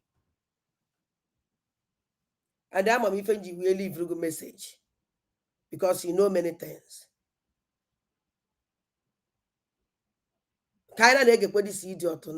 No difference between what that guy did today and what Soludo, Oti, Mba, all of them, the delegitimized governors. You see, do you know the reason why Oyejikpo Ijelafa? Oh, no, but Ijelafa. O nwere ka ọ dị ajụ ọ mana nje ajụjụ ahụ o mụwago m o mana sọnsọ m nwa onye ya ajụ o wee just kpọọ ọnya ọtakijele bido mewe exist Ngozi Olabeze, we know that you use pressure, you single-handedly request for the release of Ijele go well facilitate ele gị igbu ọchụ.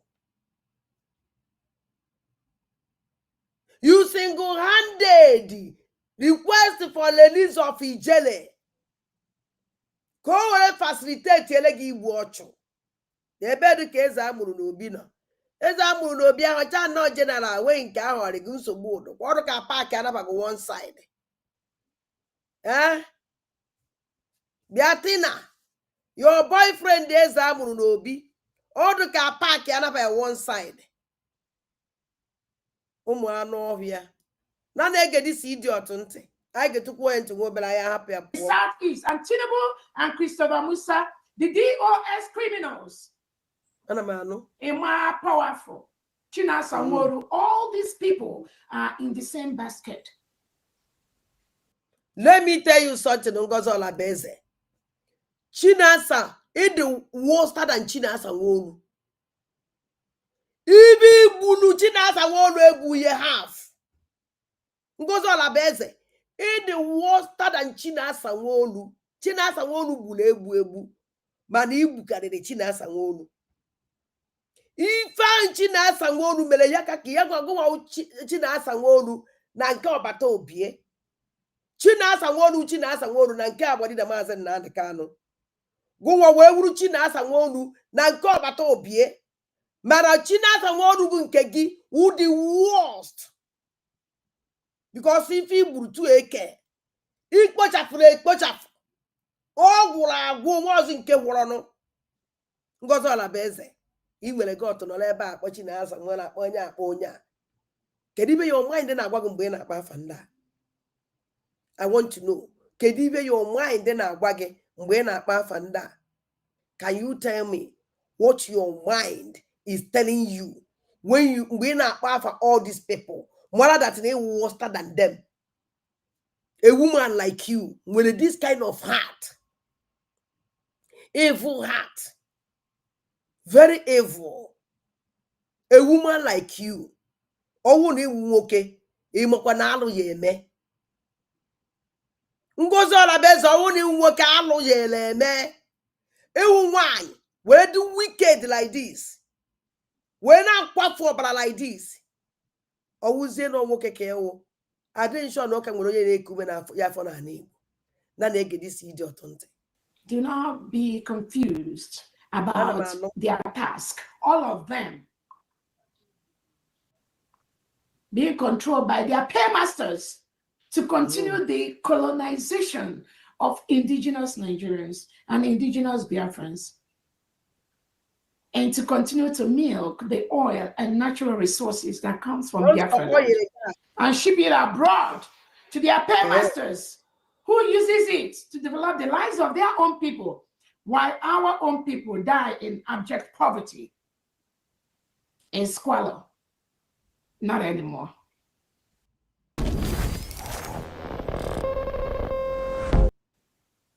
So all of us, the international world, you can see the suppression, the oppression going on in that enclave called Nigeria.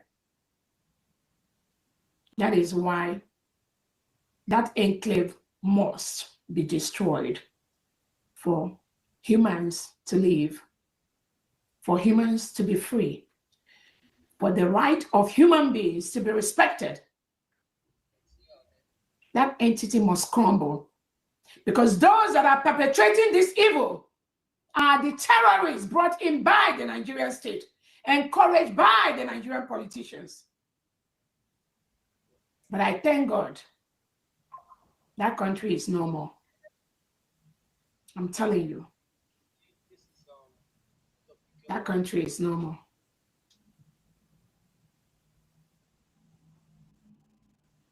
So I want to tell Awonye Nnamdi Kanu to be steadfast. These two shall come to pass. It's only a matter of time, I promise you. We want to also use this opportunity to remember our Prime Minister, His Excellency Mazi Simon Ekpa, our PM,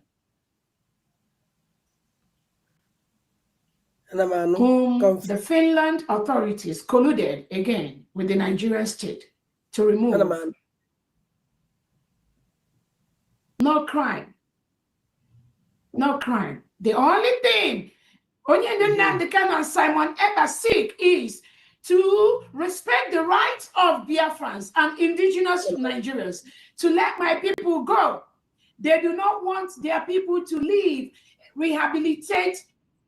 Let me show Ngozi Olabeze. Terrorist here. Then the fa. Can go some Ngozi Olabeze. I want terrorist. Criminal state here. Then here. Never they make campaign team. Ikemba campaign team. Then they make Ikemba they make campaign. Then Ikemba campaign team. Up Ivo Kulu. Can let on one. All right, as you can see, this is State of Ikemba campaign team. State of Ikemba campaign team. Nebi Ikemba.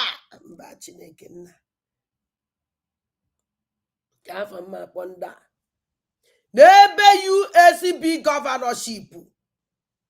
USB humanitarian terrorist group. Governorship they make campaign team. But never they make on a campaign. Then they make on a campaign. Your map. The map over.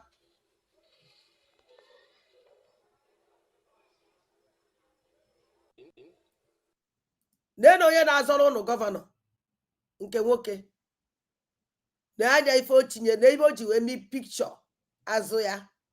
Just na anya ebe a. Ife awo kwa n'Ikemba.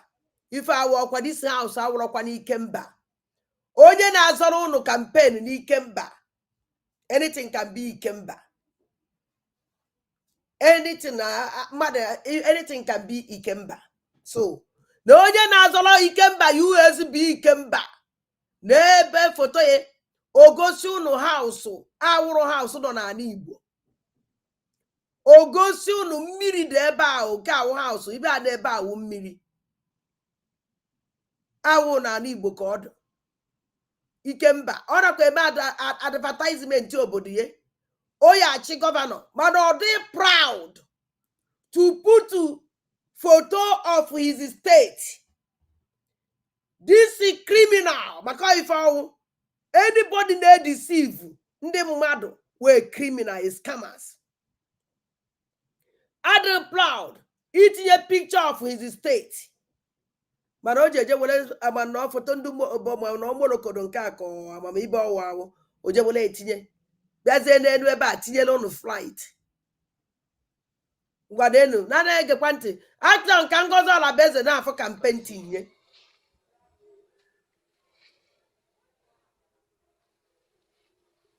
See our map.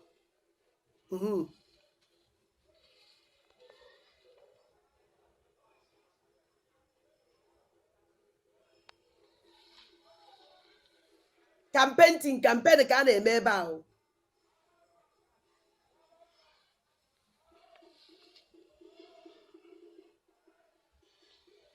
Campaign. Our map here. Anyị pụrụ ya. This is our campaign team. This is our campaign contestants. You can see her name. Nke ahụ dị campaign contestant. You see her name? No picture. Right. No picture. Achọrọ nka ngosi m Ngozi Olabeze something. Because I am like he put all this madness to stop. Say and even na-atọ ụtọ. Agwa nyi ibe ọ na-atọ ka ya ka ọ kwụsị na-make noise.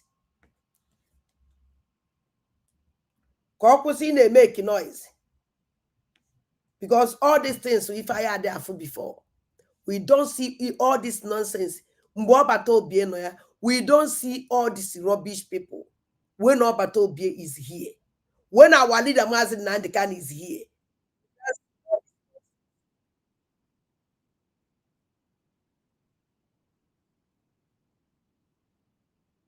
Ogbaru local government area in Anambra State, where Governor Chukwuma Charles Soludo is attending a series of campaign rallies for the All Progressives Grand Alliance. Supporters, party officials, and community leaders have all gathered in large numbers as Governor Soludo continues his grassroots engagement, highlighting his administration's achievements and reaffirming his commitment to inclusive governance and sustainable development across the state.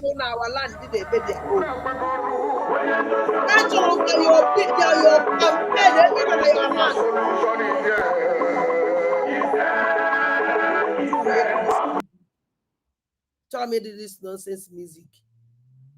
Ngozi Olabugwolo fulani.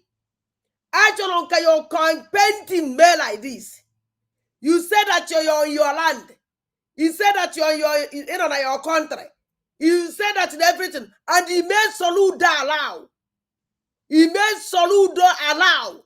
Soludo never campaign. You didn't stop him. You didn't arrest him. Even the police, Miami, Nigeria, never campaign. Nobody is anywhere president. Your own state, he knows in a country again. Ndi knows in a country again. A nation. Well, like this. Ngozi Olabeze. Are you not ashamed of yourself? Ngozi Olabugwolo fulani. Who is the fully who? Koye ne fool mad here. Ngozi Olabeze. You know that your state. Not your country. When they make election. Election go where like this. You when they go say I campaign the good poster. You go say your map. If you let me Soludo go see map. If you let me Soludo go see poster. Or even each other. Ebi on your nation. You don't deceive ndu uchamwari ife. Ebi on your nation. You on your country.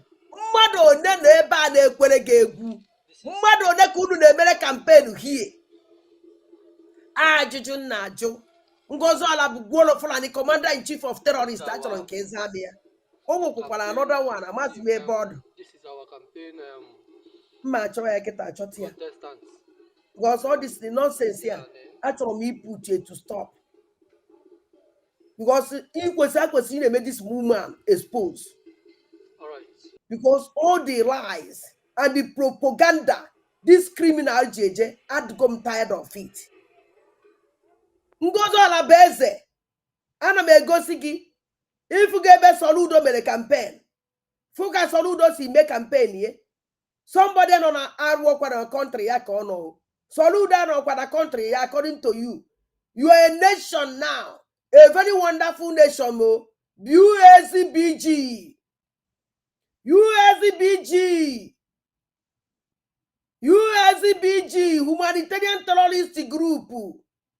They would make campaign. Somebody and on your country. Somebody and on your nation. Will you say a baneba? When they tell you can go to one more can go soon another one.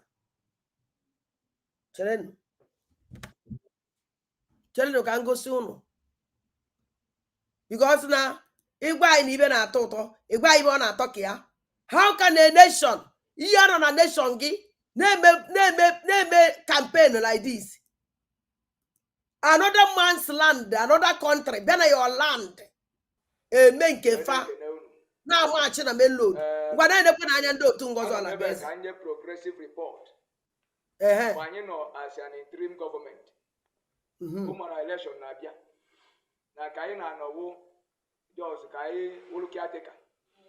Ngozi Olabeze put up ikuku na first let's unite. All these zombies on social media and not be ikuku na first let's unite. Mana your governor was first let's governors. Mana USCB humanitarian terrorist group first let's governors. What on Kenweriru? What on Kenwelanya? What on Kamonyo? Nakeka zombie esi weche USCB. None again. After the election, no tinye line. I will to the Madina Potalu for election. But I knew when the one you be campaign. Campaign can't be alone even. Oh, tinye line out. Nearly horrible dominion. Nearly Adankiru. I Aganiru. And in even Achimekunu Malebo Konu Simba. The election can the foreign nation on Achibia. Okay, now let me ask Ngozi Olabeze.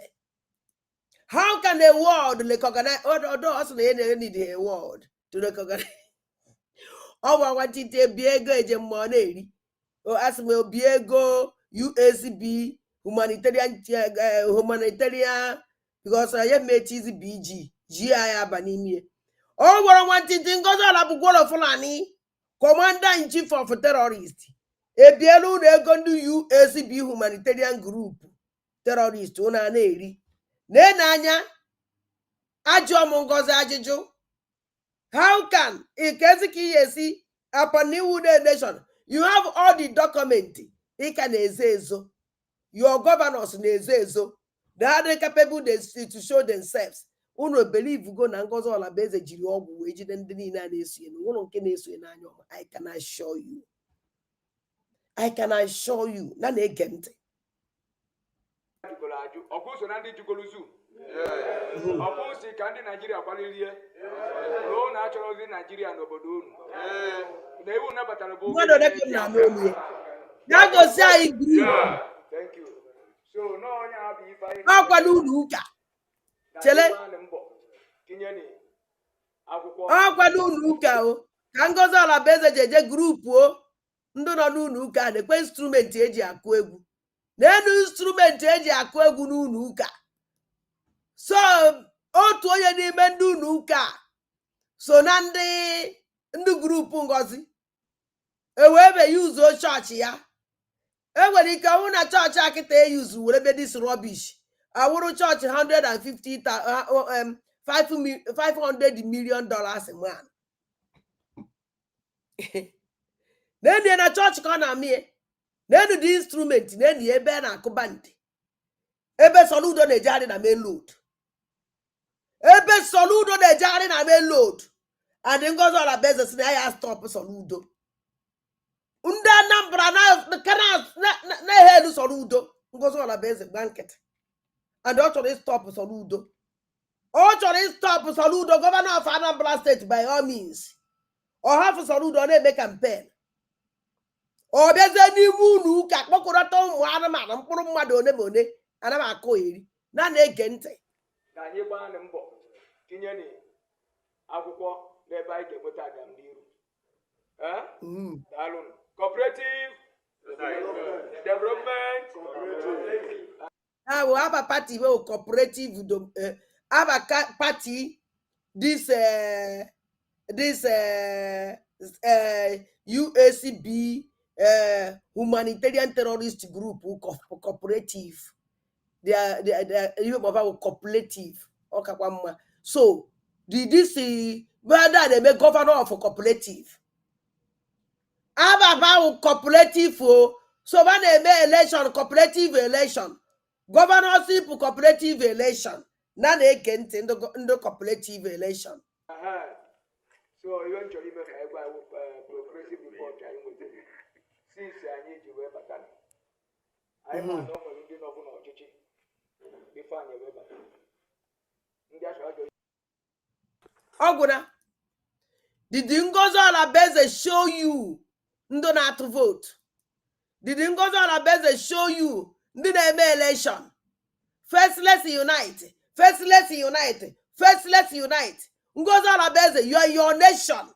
According to your saying, your state, cooperative state, your cooperative state, they make campaign for governorship, cooperative governorship election.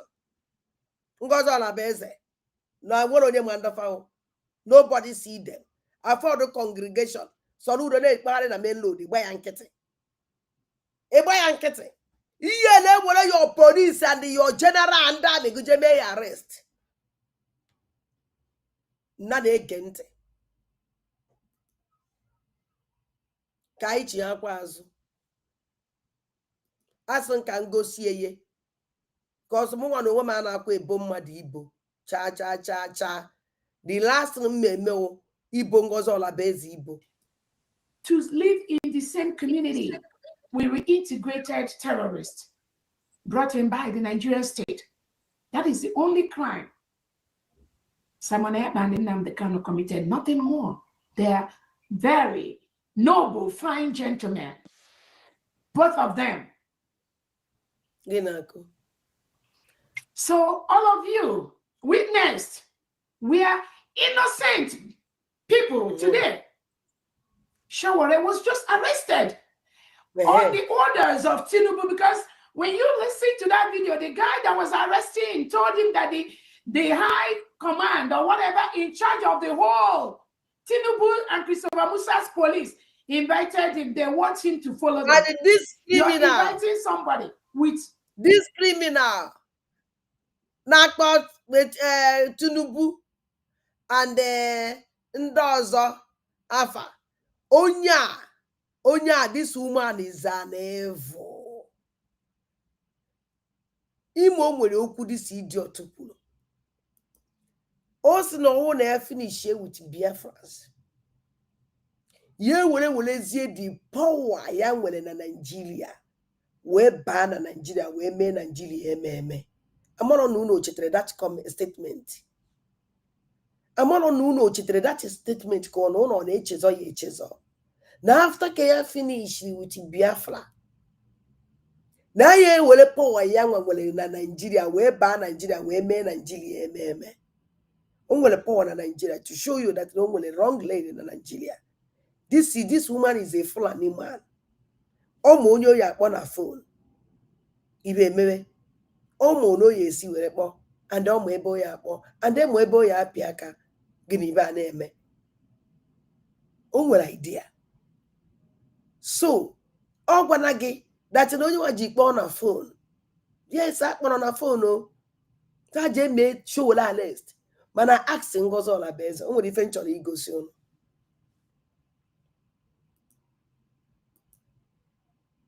Only eventually go soon. Because actually I connect many things here. I want to connect many things. If you people remember, unu echete na onwene mbosi mwopta this video. Poketie, say. Before this man made this video, this man made this video. Before ife mele showole, we me showole.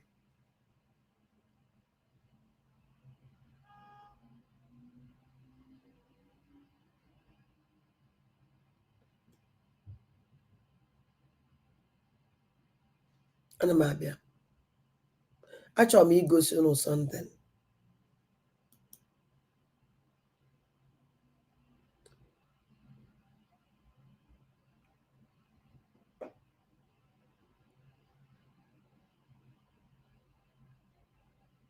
This man made this program. After Kamechana expose about this criminal and this group, since yanka this idiot potazili, when I cover their atrocities. But this man will let that in or go too late for him to cover the abomination and the atrocities. Genonte. By de voulait déménager et donc on avait notre maison qui était à vendre et on a trouvé ce projet de construction toute neuve. Taking this way, honestly. So this is what we should do now. Let's listen and hear the video. Let's listen and hear their next plan. Please, one thing you should help me do now is to watch the video and share. You understand? Because according to the headline, which this thing I want to read out now, the headline here now is to know what they bring out. According to the case of Mazen Nnamdi Kanu, according to them, they said Mazen Nnamdi Kanu switched play. You understand? That is, he opened his case. You understand? So now let's read small. Hours after a protest demanding his release, detained leader of the outlawed IPOB, Nnamdi Kanu, made a dramatic turn on Tuesday, declaring WhatsApp number. The person name is Bright Stars. You understand? Bright any WhatsApp platforms that they are discussing anything about Mazen Nnamdi Kanu, bringing it to the enemy's platform. And the person name Actually, Kunu gained these criminals. Actually, Kunu went to Meloche, ebe these criminals no. Just gain on the WhatsApp platforms, bringing any discussion from any WhatsApp platforms that they are discussing anything about Mazen Nnamdi Kanu, bringing it to the enemy's platform. And the person name is Bright Star. Joining platforms like WhatsApp platforms, bringing any discussion from any WhatsApp platforms that they are discussing anything about Mazen Nnamdi Kanu, bringing it to the enemy's platform. And the person name is Bright Star. Okay, now any platform discussing about our leader Mazen Nnamdi Kanu. On platform they discuss anything about our leader. Our leader Mazen Nnamdi Kanu issue was secret. Our leader Mazen Nnamdi Kanu on our DSS, is it a secret? Our leader Mazen Nnamdi Kanu, I want to call for protest. Oku unu were achọrọ nke unu were ntị unu mele oche. Achọrọ nke unu furu kana unu furu na this idiot wey coward. Ogwabeghị game ọ na-azụ. This guy chọrọ ịzụ game. Ọ chọrọ ịzụ game, and the game this criminals na-azụ ọ chọrọ because of fugo na the whole Biafrans ndị ọkachasị ndị ụmụaja amarago na fana madam fana arụ, and these names ewepụtagasịrị connect with these people. This warrior work with these people. You can never call warrior without akpọrọ this case. You can never call a kiss of fire without calling this case. You can never call kill and bury without akpọrọ this case. All these terrorist group Ngozi generals, you can call any one of them without calling this case. This Ijele and the Chukwuka of Ebu is not possible.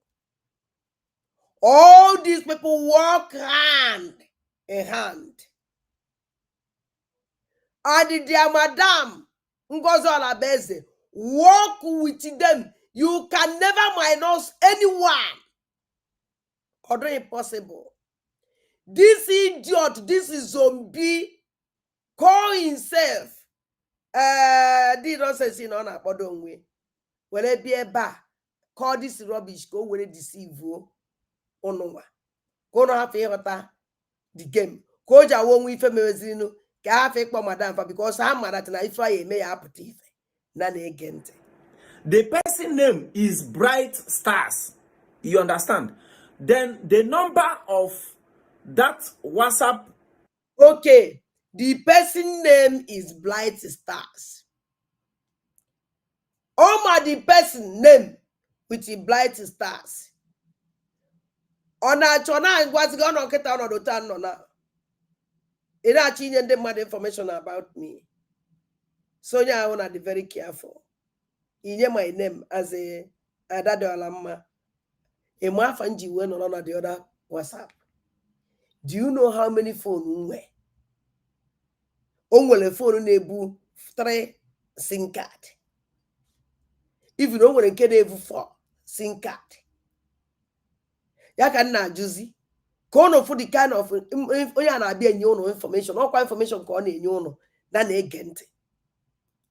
That WhatsApp number, the number of that person that normally all his work is going from one platform, WhatsApp platform to another WhatsApp platform,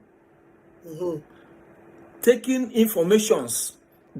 Yeah, even a name also na platform nke apụta, ọ banye na platform nke, also na platform nke, ọ banye na platform nke, taking information. Do you know why? Taking information ke ya na WhatsApp ịchọ ha na ebanye na admin emege anabata gị. WhatsApp group which is here now without admin anabata gị. Na na-ege this man until his position ya. We use in that their enemy's camp. Why I'm trying to call this number is that so that you pick this number, you share it to any platform. Let every admin in any WhatsApp group use the number, go through it. The person is using Chelsea Club this thing, covering his profile. Imaginez que vous commencez à contrôler chaque euro que vous dépensez. Chelsea this thing will cover his platform. That again is stupid man on any information. How useless this man on the number one. That go don't say. As I am calling this number out now, copy out the number, share the number, let the number go viral so that the person will be removed from any WhatsApp group that anything concerning Mazi Nnamdi Kanu is being discussed, because the person is taking information from many WhatsApp group that are discussing about Mazi Nnamdi Kanu to the enemy's camp. They not now Jordan's criminal. Can even discuss our leader Mazi Nnamdi Kanu na WhatsApp group? Ndị na-achọ ime nwe ka asịka nnabata mkpa ọ na-eme ọkwa na exposition ka ọ na-eme mmadụ expose. Jụọnụ this idiot. Kedu ife a na-akpa na group ka gbasara our leader? Ndị nọ na group ebe a ka na discuss about our leaders court. Ndị awụ ndụ kedu ife ebe awụ WhatsApp group nke ọkwa ndị a niile adaba ọdụ ebe niile ka o nwere ndị ọzọ. And ebe a na-discuss were je iwejele ndị enemy ka ya asị na ndị ahụ ndị na-afụ n'ọdachi WhatsApp group n'ebe aka na-discuss about our leader Mazi Nnamdi Kanu case, n'ebe aka na-discuss about our leader Mazi Nnamdi Kanu attorney, n'ebe aka na-discuss everything about our leader Mazi Nnamdi Kanu. The only thing ihe eri ya anọ a na-ekwu na Ọhamadike we odogwu na ihe niile Ọhamadike kwuru na o mechana na biko susu na-erizi our leader Mazi Nnamdi Kanu or free Nnamdi Kanu na ọ gwụsịa ife ya afọ na group. Ọ gwụsị ife ya na ekwu na group na na-ege this nonsense ntị. number is 0803346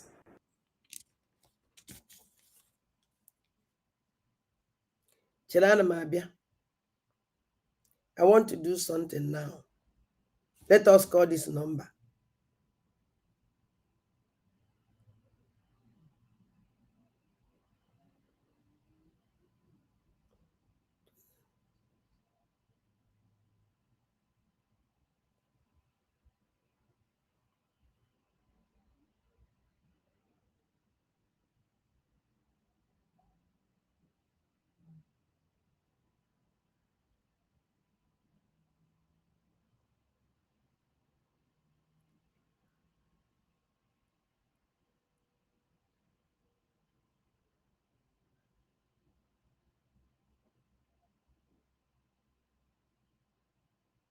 Okay, let's go there. Free Mobile, bonjour. Votre correspondant n'est pas joignable. Veuillez le rappeler ultérieurement. Okay. Vous pouvez aussi lui envoyer un texto. Welcome to Free Mobile. You can't reach the number. You can't reach the number. Because ana m like nnọọ ime ihe melue n'isi. Chele.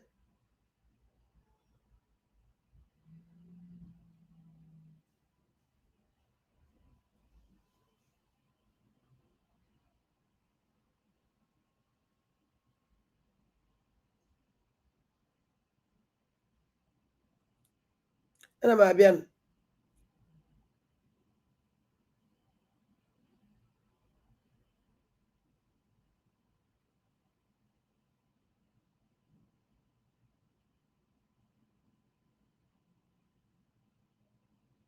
Okay.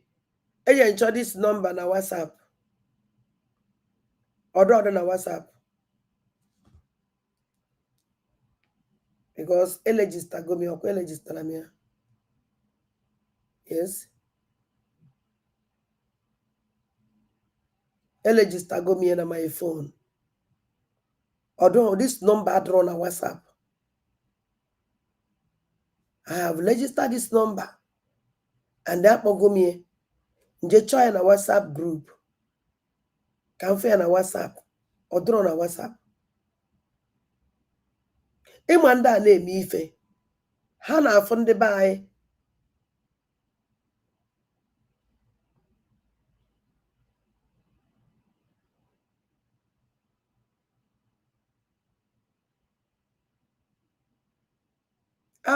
Afugo me chele. Even onye a safe. Etili number ye ba. They send dream program o. They do the person. Chele. Boy.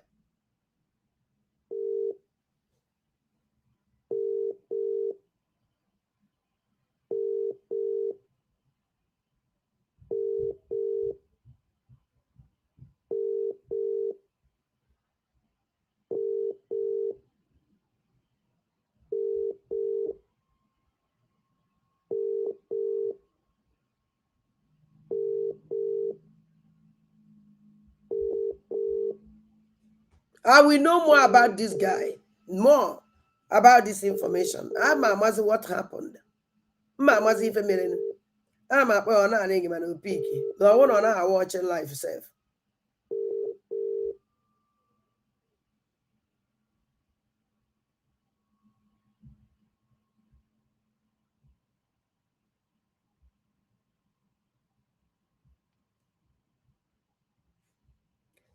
Good afternoon, one work here. Than them bonandegede. Na boggy. Because I from number Ghana share for by this criminal call himself Olonwe Ezeakwuna. I say Ezeakwuna's son. Man, I'm a boy Ezeakwuna. So when the number we for Nji. Oh my God, as you can see, we stop body like God. Good afternoon, everyone. The man making that and the bone. Ana m akpọgo because na from ebe a na-eshare number gị na social media by this man called Ezeakwuna's son. So mgbe nsị ka m check the number wee fụ na nji your contact. So achọrọ m ịma what is going on? Why eji share your number like this? Kedu ife na-eme? So achọrọ m ka ịkọwala m because iwepụta number gị na-eshare na public like this. Equally, please, through me, and I need more information. Contact me and I won't even my message. Oh, I be on for bad, not for good. Actually, me market here in menu. There. So, onye di ife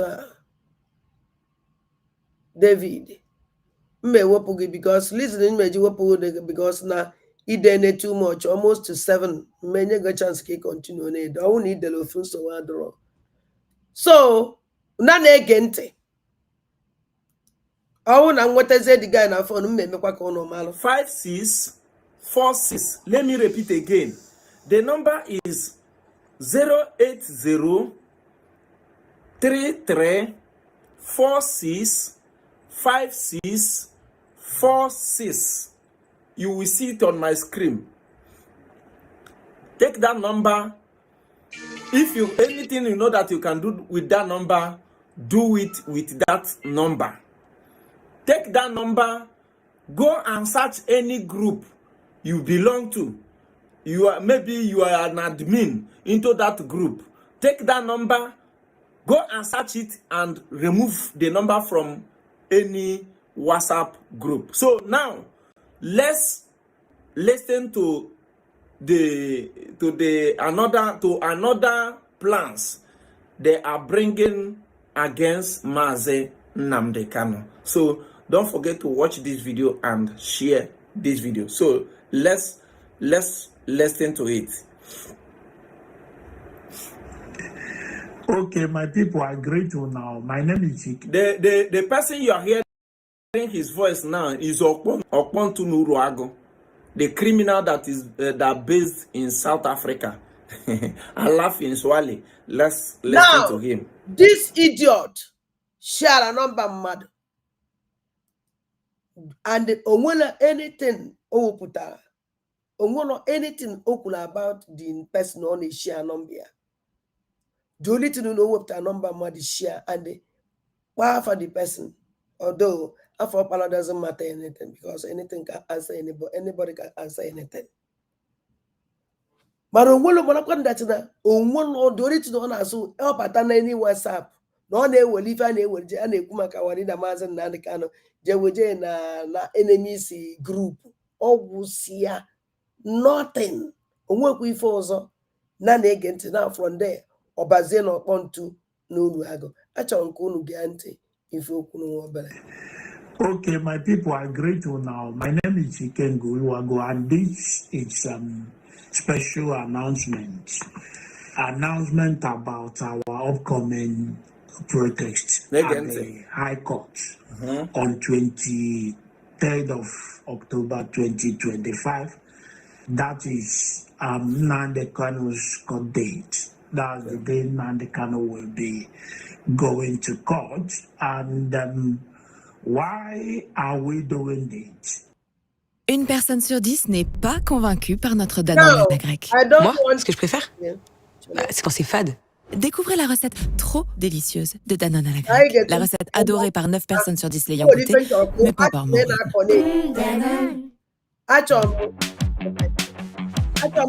Il fait froid dehors, alors vous montez le chauffage, mais votre Oui. These 3 terrorists with Ngozi.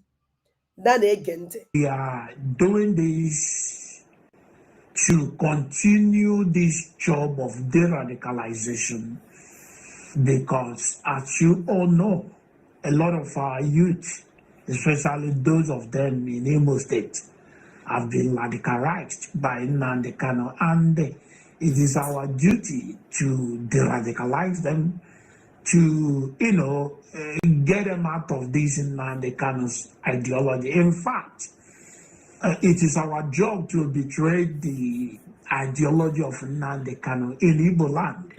So we are going to protect. And if this Chibuze Guatu Kulu can go Zola Bezeneme. Have Makadis and Manana Sigisiam.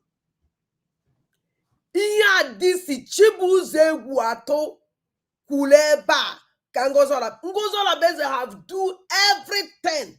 It will make sure that now on one was anything about to be put in place in our work on. The only thing up for here, organization will be a Afghan Liberation Army. Culturally with by all means. So can't for you. Everything will spoil you, everything will destroy you, everything. Was in Keforano. Yakana Gizono. Just to Nane Gente. Nane Gente this criminal. Nane Gente this terrorist member. Call Ezakuna. Nane Gente. Ebona Bieba Kona Gono, Kunu Filo, and Goza la Bezana, Chibuze Guatesolo. But I gezent nife Chibuze Guatuniku, or Diche. Kodife Diche, Nife Gozneme. Nane Gente. That very day, and we need some fund.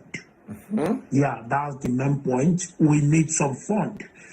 And me and Ijela have calculated the things we need that day, how many people we need, and how much is going to cost us. And here it's our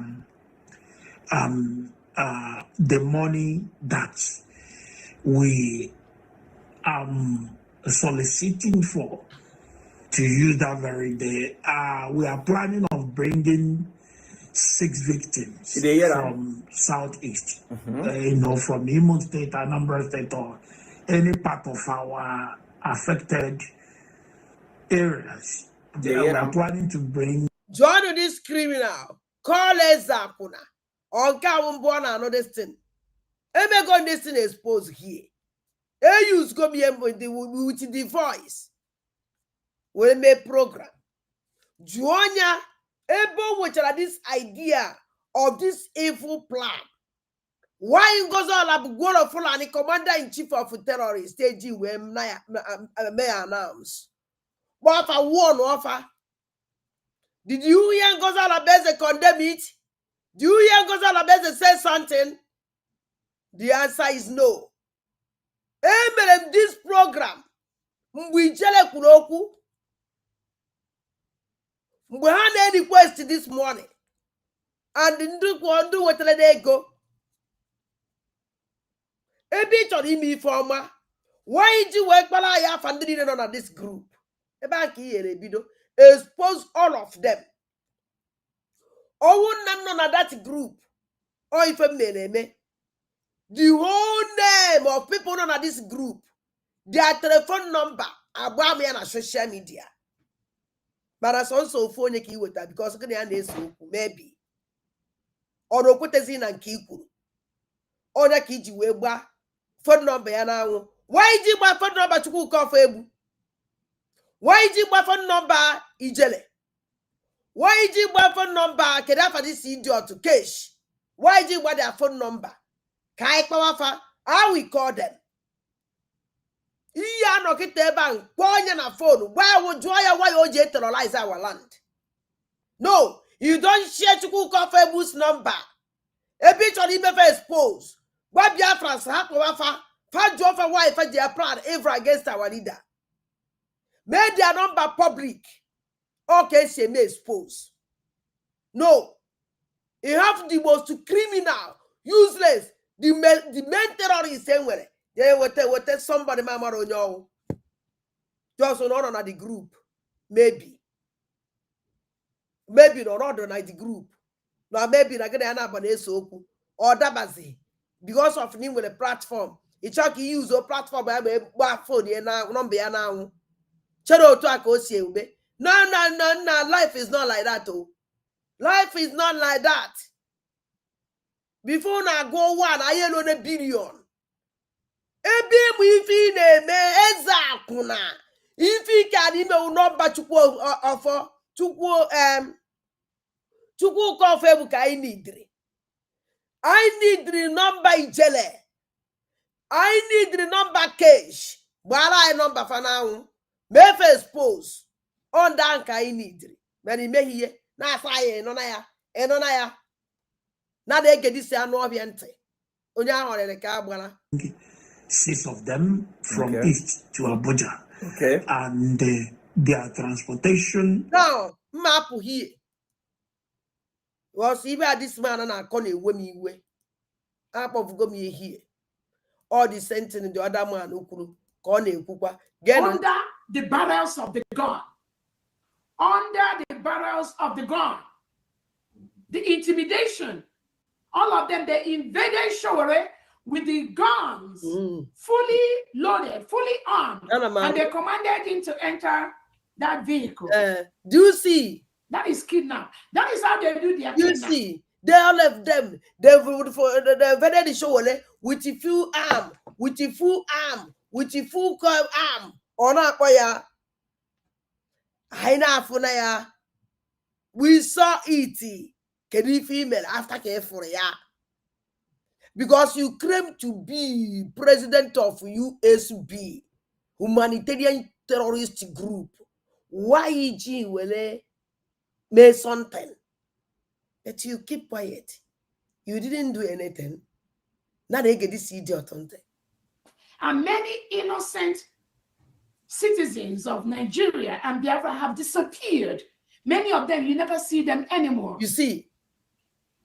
So the world saw exactly what we are talking about. Okay, how can a word do we see? Which word are you talking about? You don't do something with word. You will know also USB, humanitarian terrorist group, who does the only group who know where any make it with another word. I thank God the nation of they disappear. The fact they wouldn't buy, they're killing, they disappear far because of your system. Thank God. Maybe I be one by new idea that your terrorist group in the crew to the wouldn't buy, they disappear far. Because of couldn't see me.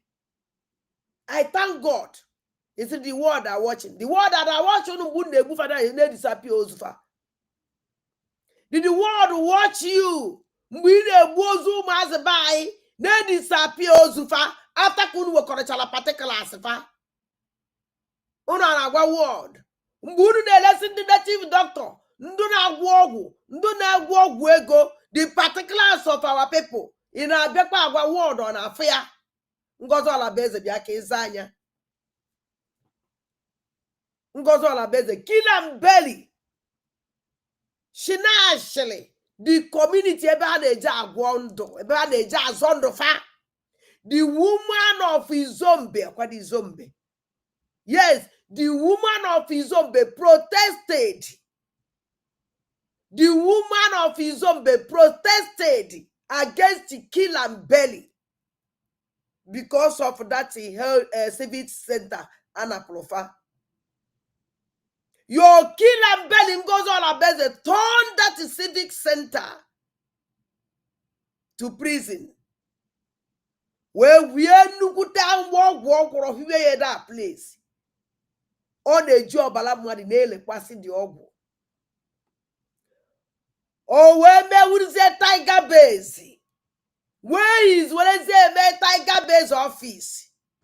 At Mukwogo that place. Ekwego de ejileli izigi. Ngozi Olabeze. Owuru that na ewete ega kill and bury kporo. Kill and bury egbuo the person. Le pass ya.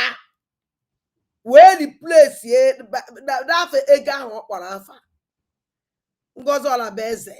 A man committed all these atrocities.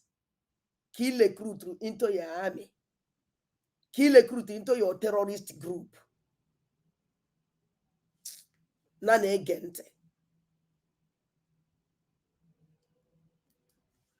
That is how they operate.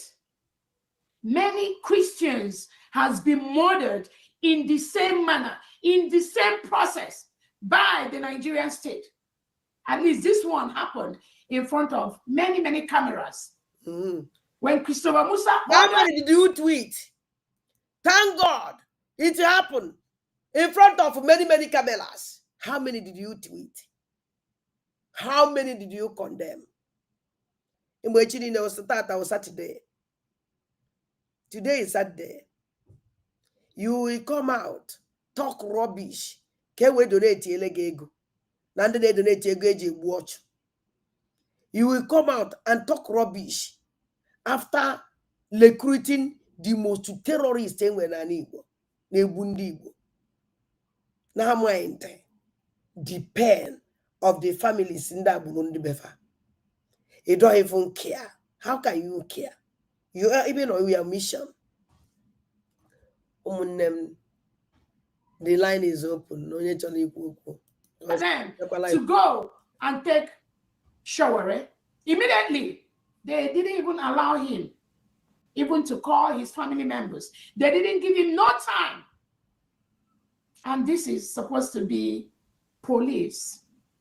The job of the police, armed to the teeth, commanded him, arrested him on the spot. It was no invitation. If it was invitation, they would have given him time to maybe go home, change, and then go. No, it wasn't no invitation. They just used that to confuse those they want to confuse. They ordered him into that vehicle and they drove off. And this is the Nigerian state that is calling innocent people like us terrorists.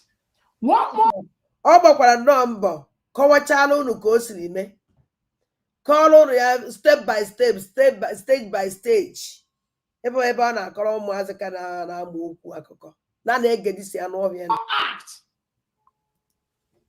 of terrorism is that you can immediately arrest an innocent man that just came out from the court, that went to observe the court proceedings.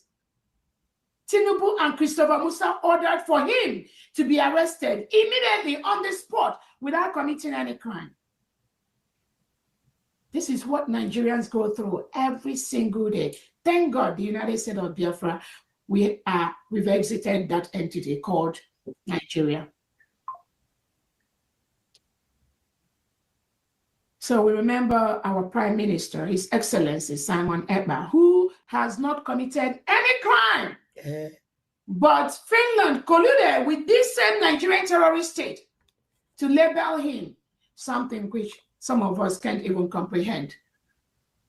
That is how the terrorist state of Nigeria works. That is how they function. That is why that country must be brought down for people to be free, for people to live. And it will happen. Do you see? Have you seen this woman? Happen. Have you seen this woman? Sege, Nigeria will brought down. Achonkunu bido kita monitor here. The only thing we is Nigeria is a terrorist nation. Because Nigeria na social media, which is the whole world. But now there is a na country no instead is igwagi about it brought Nigeria down. Oh yeah, so Nigeria we must brought down. No, or the kudu before ya go that country upon here that country. Ebe the show if you why can't you call the name? Are you afraid? You may open your general, you will use where brought or that country down. The country now brought down, name shows you that no country now brought down. The only aya Biafra was to brought down. Or if you aya because they don't capable to call the complete the matter. Nigeria must be brought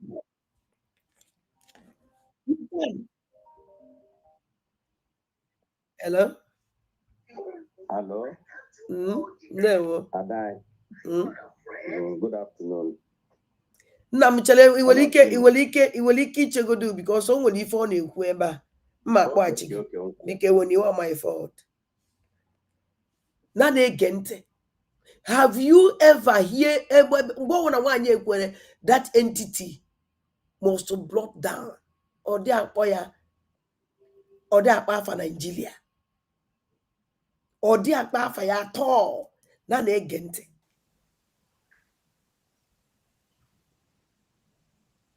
So we cherish our Prime Minister, Simon Ekpa. Be steadfast for that which you seek, we already got.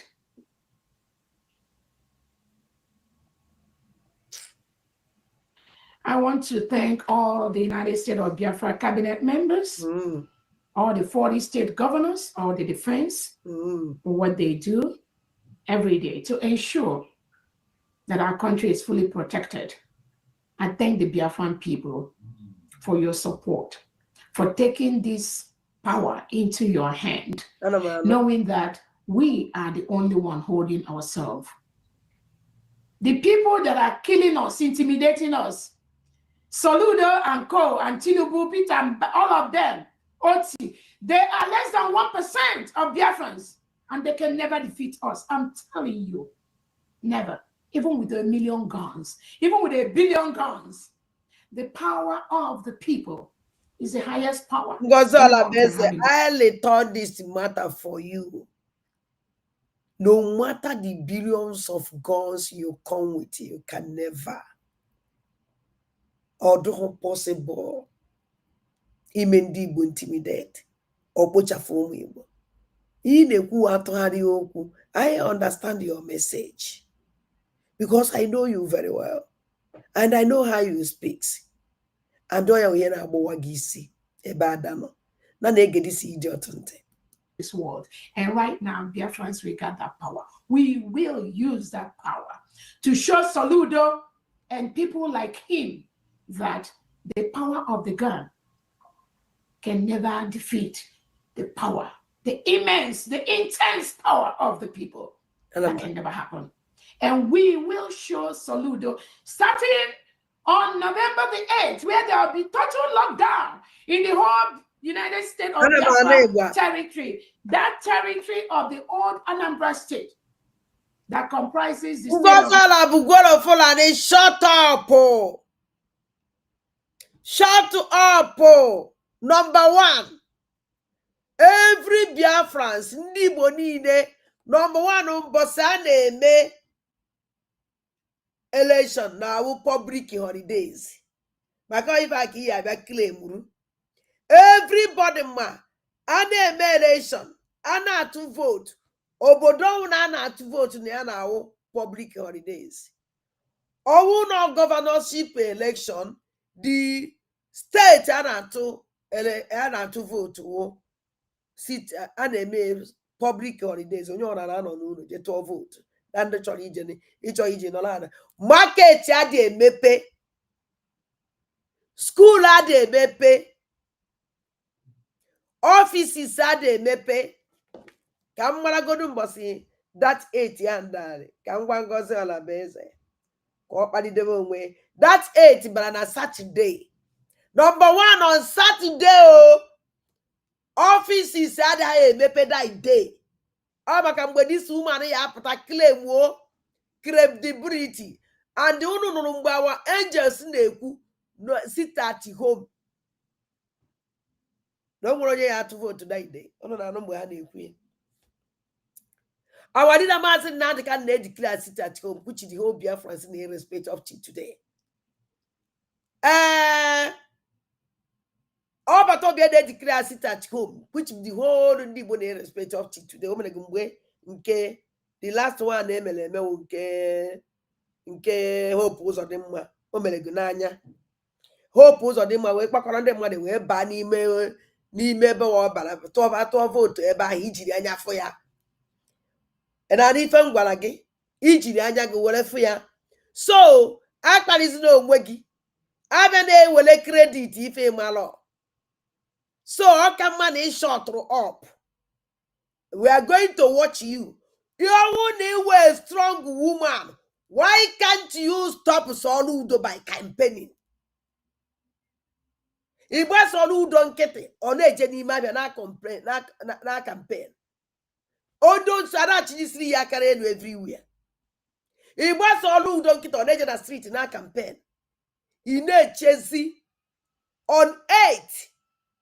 Instead ije sizie Soludo. Election kwụsị. Ị na-echezi that 8 unu egbuchasị innocent in souls. Unu egbuzi ndị mmadụ. O mbosi anka unu nwere iji gbu mmadụ na ya na nyakubo. Kunu kpa ihe ofu ihe. Adịda de ihe afụkọ onye ihe egbute no isi gị ka ihe eji wee na. I can assure you. Because kino now why no ọnụ na-ekwu Soludo ka Soludo na onwe na-prepare kwa onwe after m ife tweet Ngozi Olabeze. After m ebe tweet na Soludo kpọpụtara ndị amị fa na-ejegharị na the whole street. Why ji wee kpọpụta fa? Why ji wee shie anya? Are you not ashamed of yourself by sharing a thing like that? Nigeria mere go overthrow na your land. Ebe say na control. Kpọpụta ndị amị. Ngozi Olabugwolo fulani commander-in-chief of terrorists. Kpọpụta ndị amị. Ị na-ejezi eshi anya the legitimate of Guinea bringing out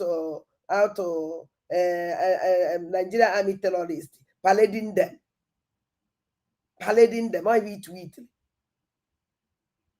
Are you not ashamed by tweeting a thing like that in your own country that you say that you are in your land now? None again. Actually, I'm no you maka that election. No, I can talk. Move. Ikemba, the state of Odumegwu and the state of Omambala. There'll be no movement. From 10 p.m. Friday. Imaginez pouvoir créer n'importe quoi, rien qu'en y pensant. Voici Doli Ngozi nwere wochu ọ na-egbu na-ekidnap ndị be anyị a na-ezuru ya ochi unu fụrụ ndị otu ihe ụmụazị o ji ebe kidnap ụmụazị o ji egbu ọchụ ndị nwoke ma jidere fa ya ka nna agwa Ngozi Olabeze on Saturday were public holidays put by the Nigerian government and all nukuti fi fele derege onende ke na achedo on kpụrụ mmadụ na-aba ofu onye ji flyer ondu wa ya atụrụ vote ke na achedo e dey declare la sit at home ko mkpụrụ mmadụ na-aba na hall n'ụlọ ime ụlọ ụka ka e dey declare la siga ka ba dey na la sit at home.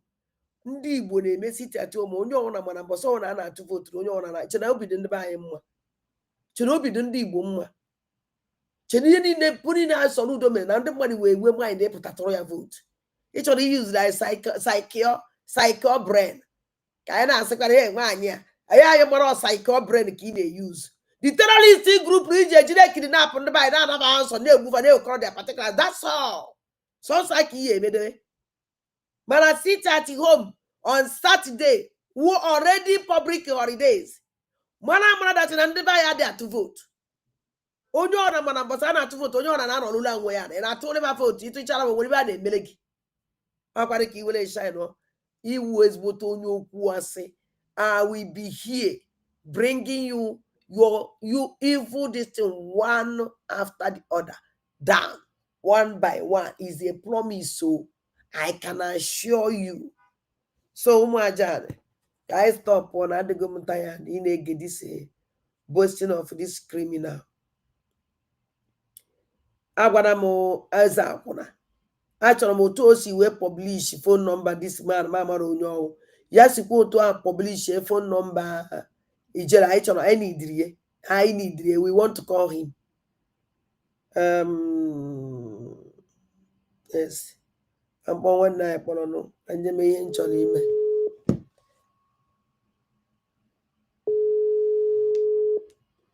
Oh no, Saturday, Kita, up to one. Hey, USB! Ngata la beze go where I can't or what I can. You and Nabai. They will. I'm making them.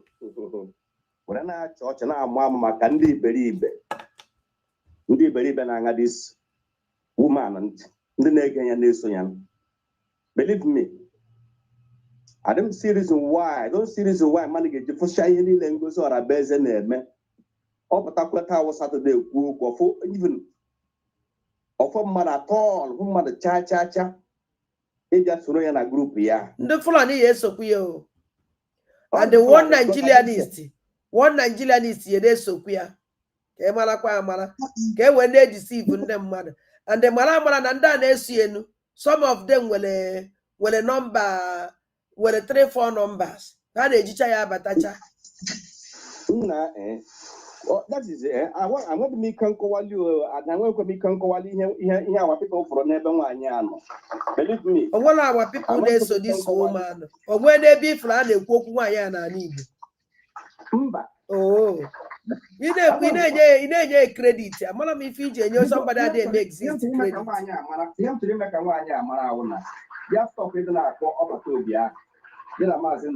Because all the honey, I'm not going to the bomb for them.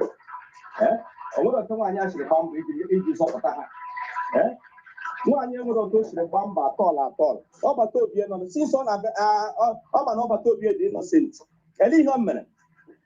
Come over for to be. Kogan nam the candidate, the Kamena protest, or a high denying a good law. Can you woman? Just on the other every time I put or what did a basin now the kind of Kunoku fundraising? And the long goes all a base on half funka on a quiz. Or full about what did a basin now the kind of Kunani the fundraising. Everybody must participate, no order. If Leban goes all a base, a Oku fundraising, never watch people, I don't understand. On your neighbor, Monch, we believe me, on this woman and say, Ojuhomwayaka, believe me, from the highest order. Only Juhomwayaka.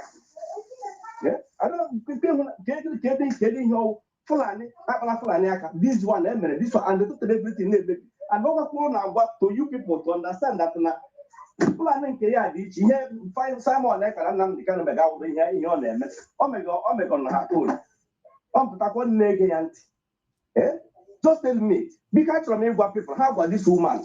No mentions in anything about Obatobie, my name program, because all what your job about Tobie, we know German and the can. These two people have a problem and they want to touch the bamboo. So that simple as ABCD.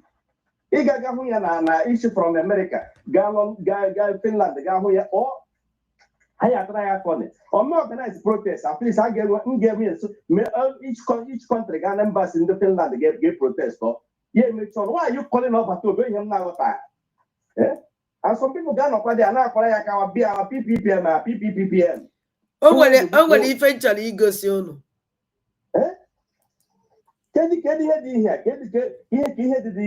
Actually, me go soon the 3 evil. No declare they Biafra money declare they God. And they thank God. I'm not coming family bana. I don't know this in we take this picture no me. And we take picture is a very I'm very, very happy. They the blood of Omajan in any ebe declare on blood of our people. Ura funa muani bo iwe do muani bo nobi. Then yeah, thank God I'm not here. I don't understand. I'm not here. Blood of our people. if they declare alone ever. And now that the blood and can share since.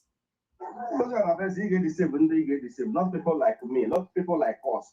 And then they're gonna have them coin here. And then they give one the fulani. They are not Igbos. Can I want the Biafra? Believe me. None less from those Arabes and who only good. And all your blacks in less from those Arabes and after that, onion do one. And no, I know your potara and Igbo now, Ngozi Orabeze. One woman no potala potas saying that enough they can never follow him. No for one no way na. No one no way na. No one do DOS nine. Bokota tikoi. Onya na bia kita akpara na the DOS.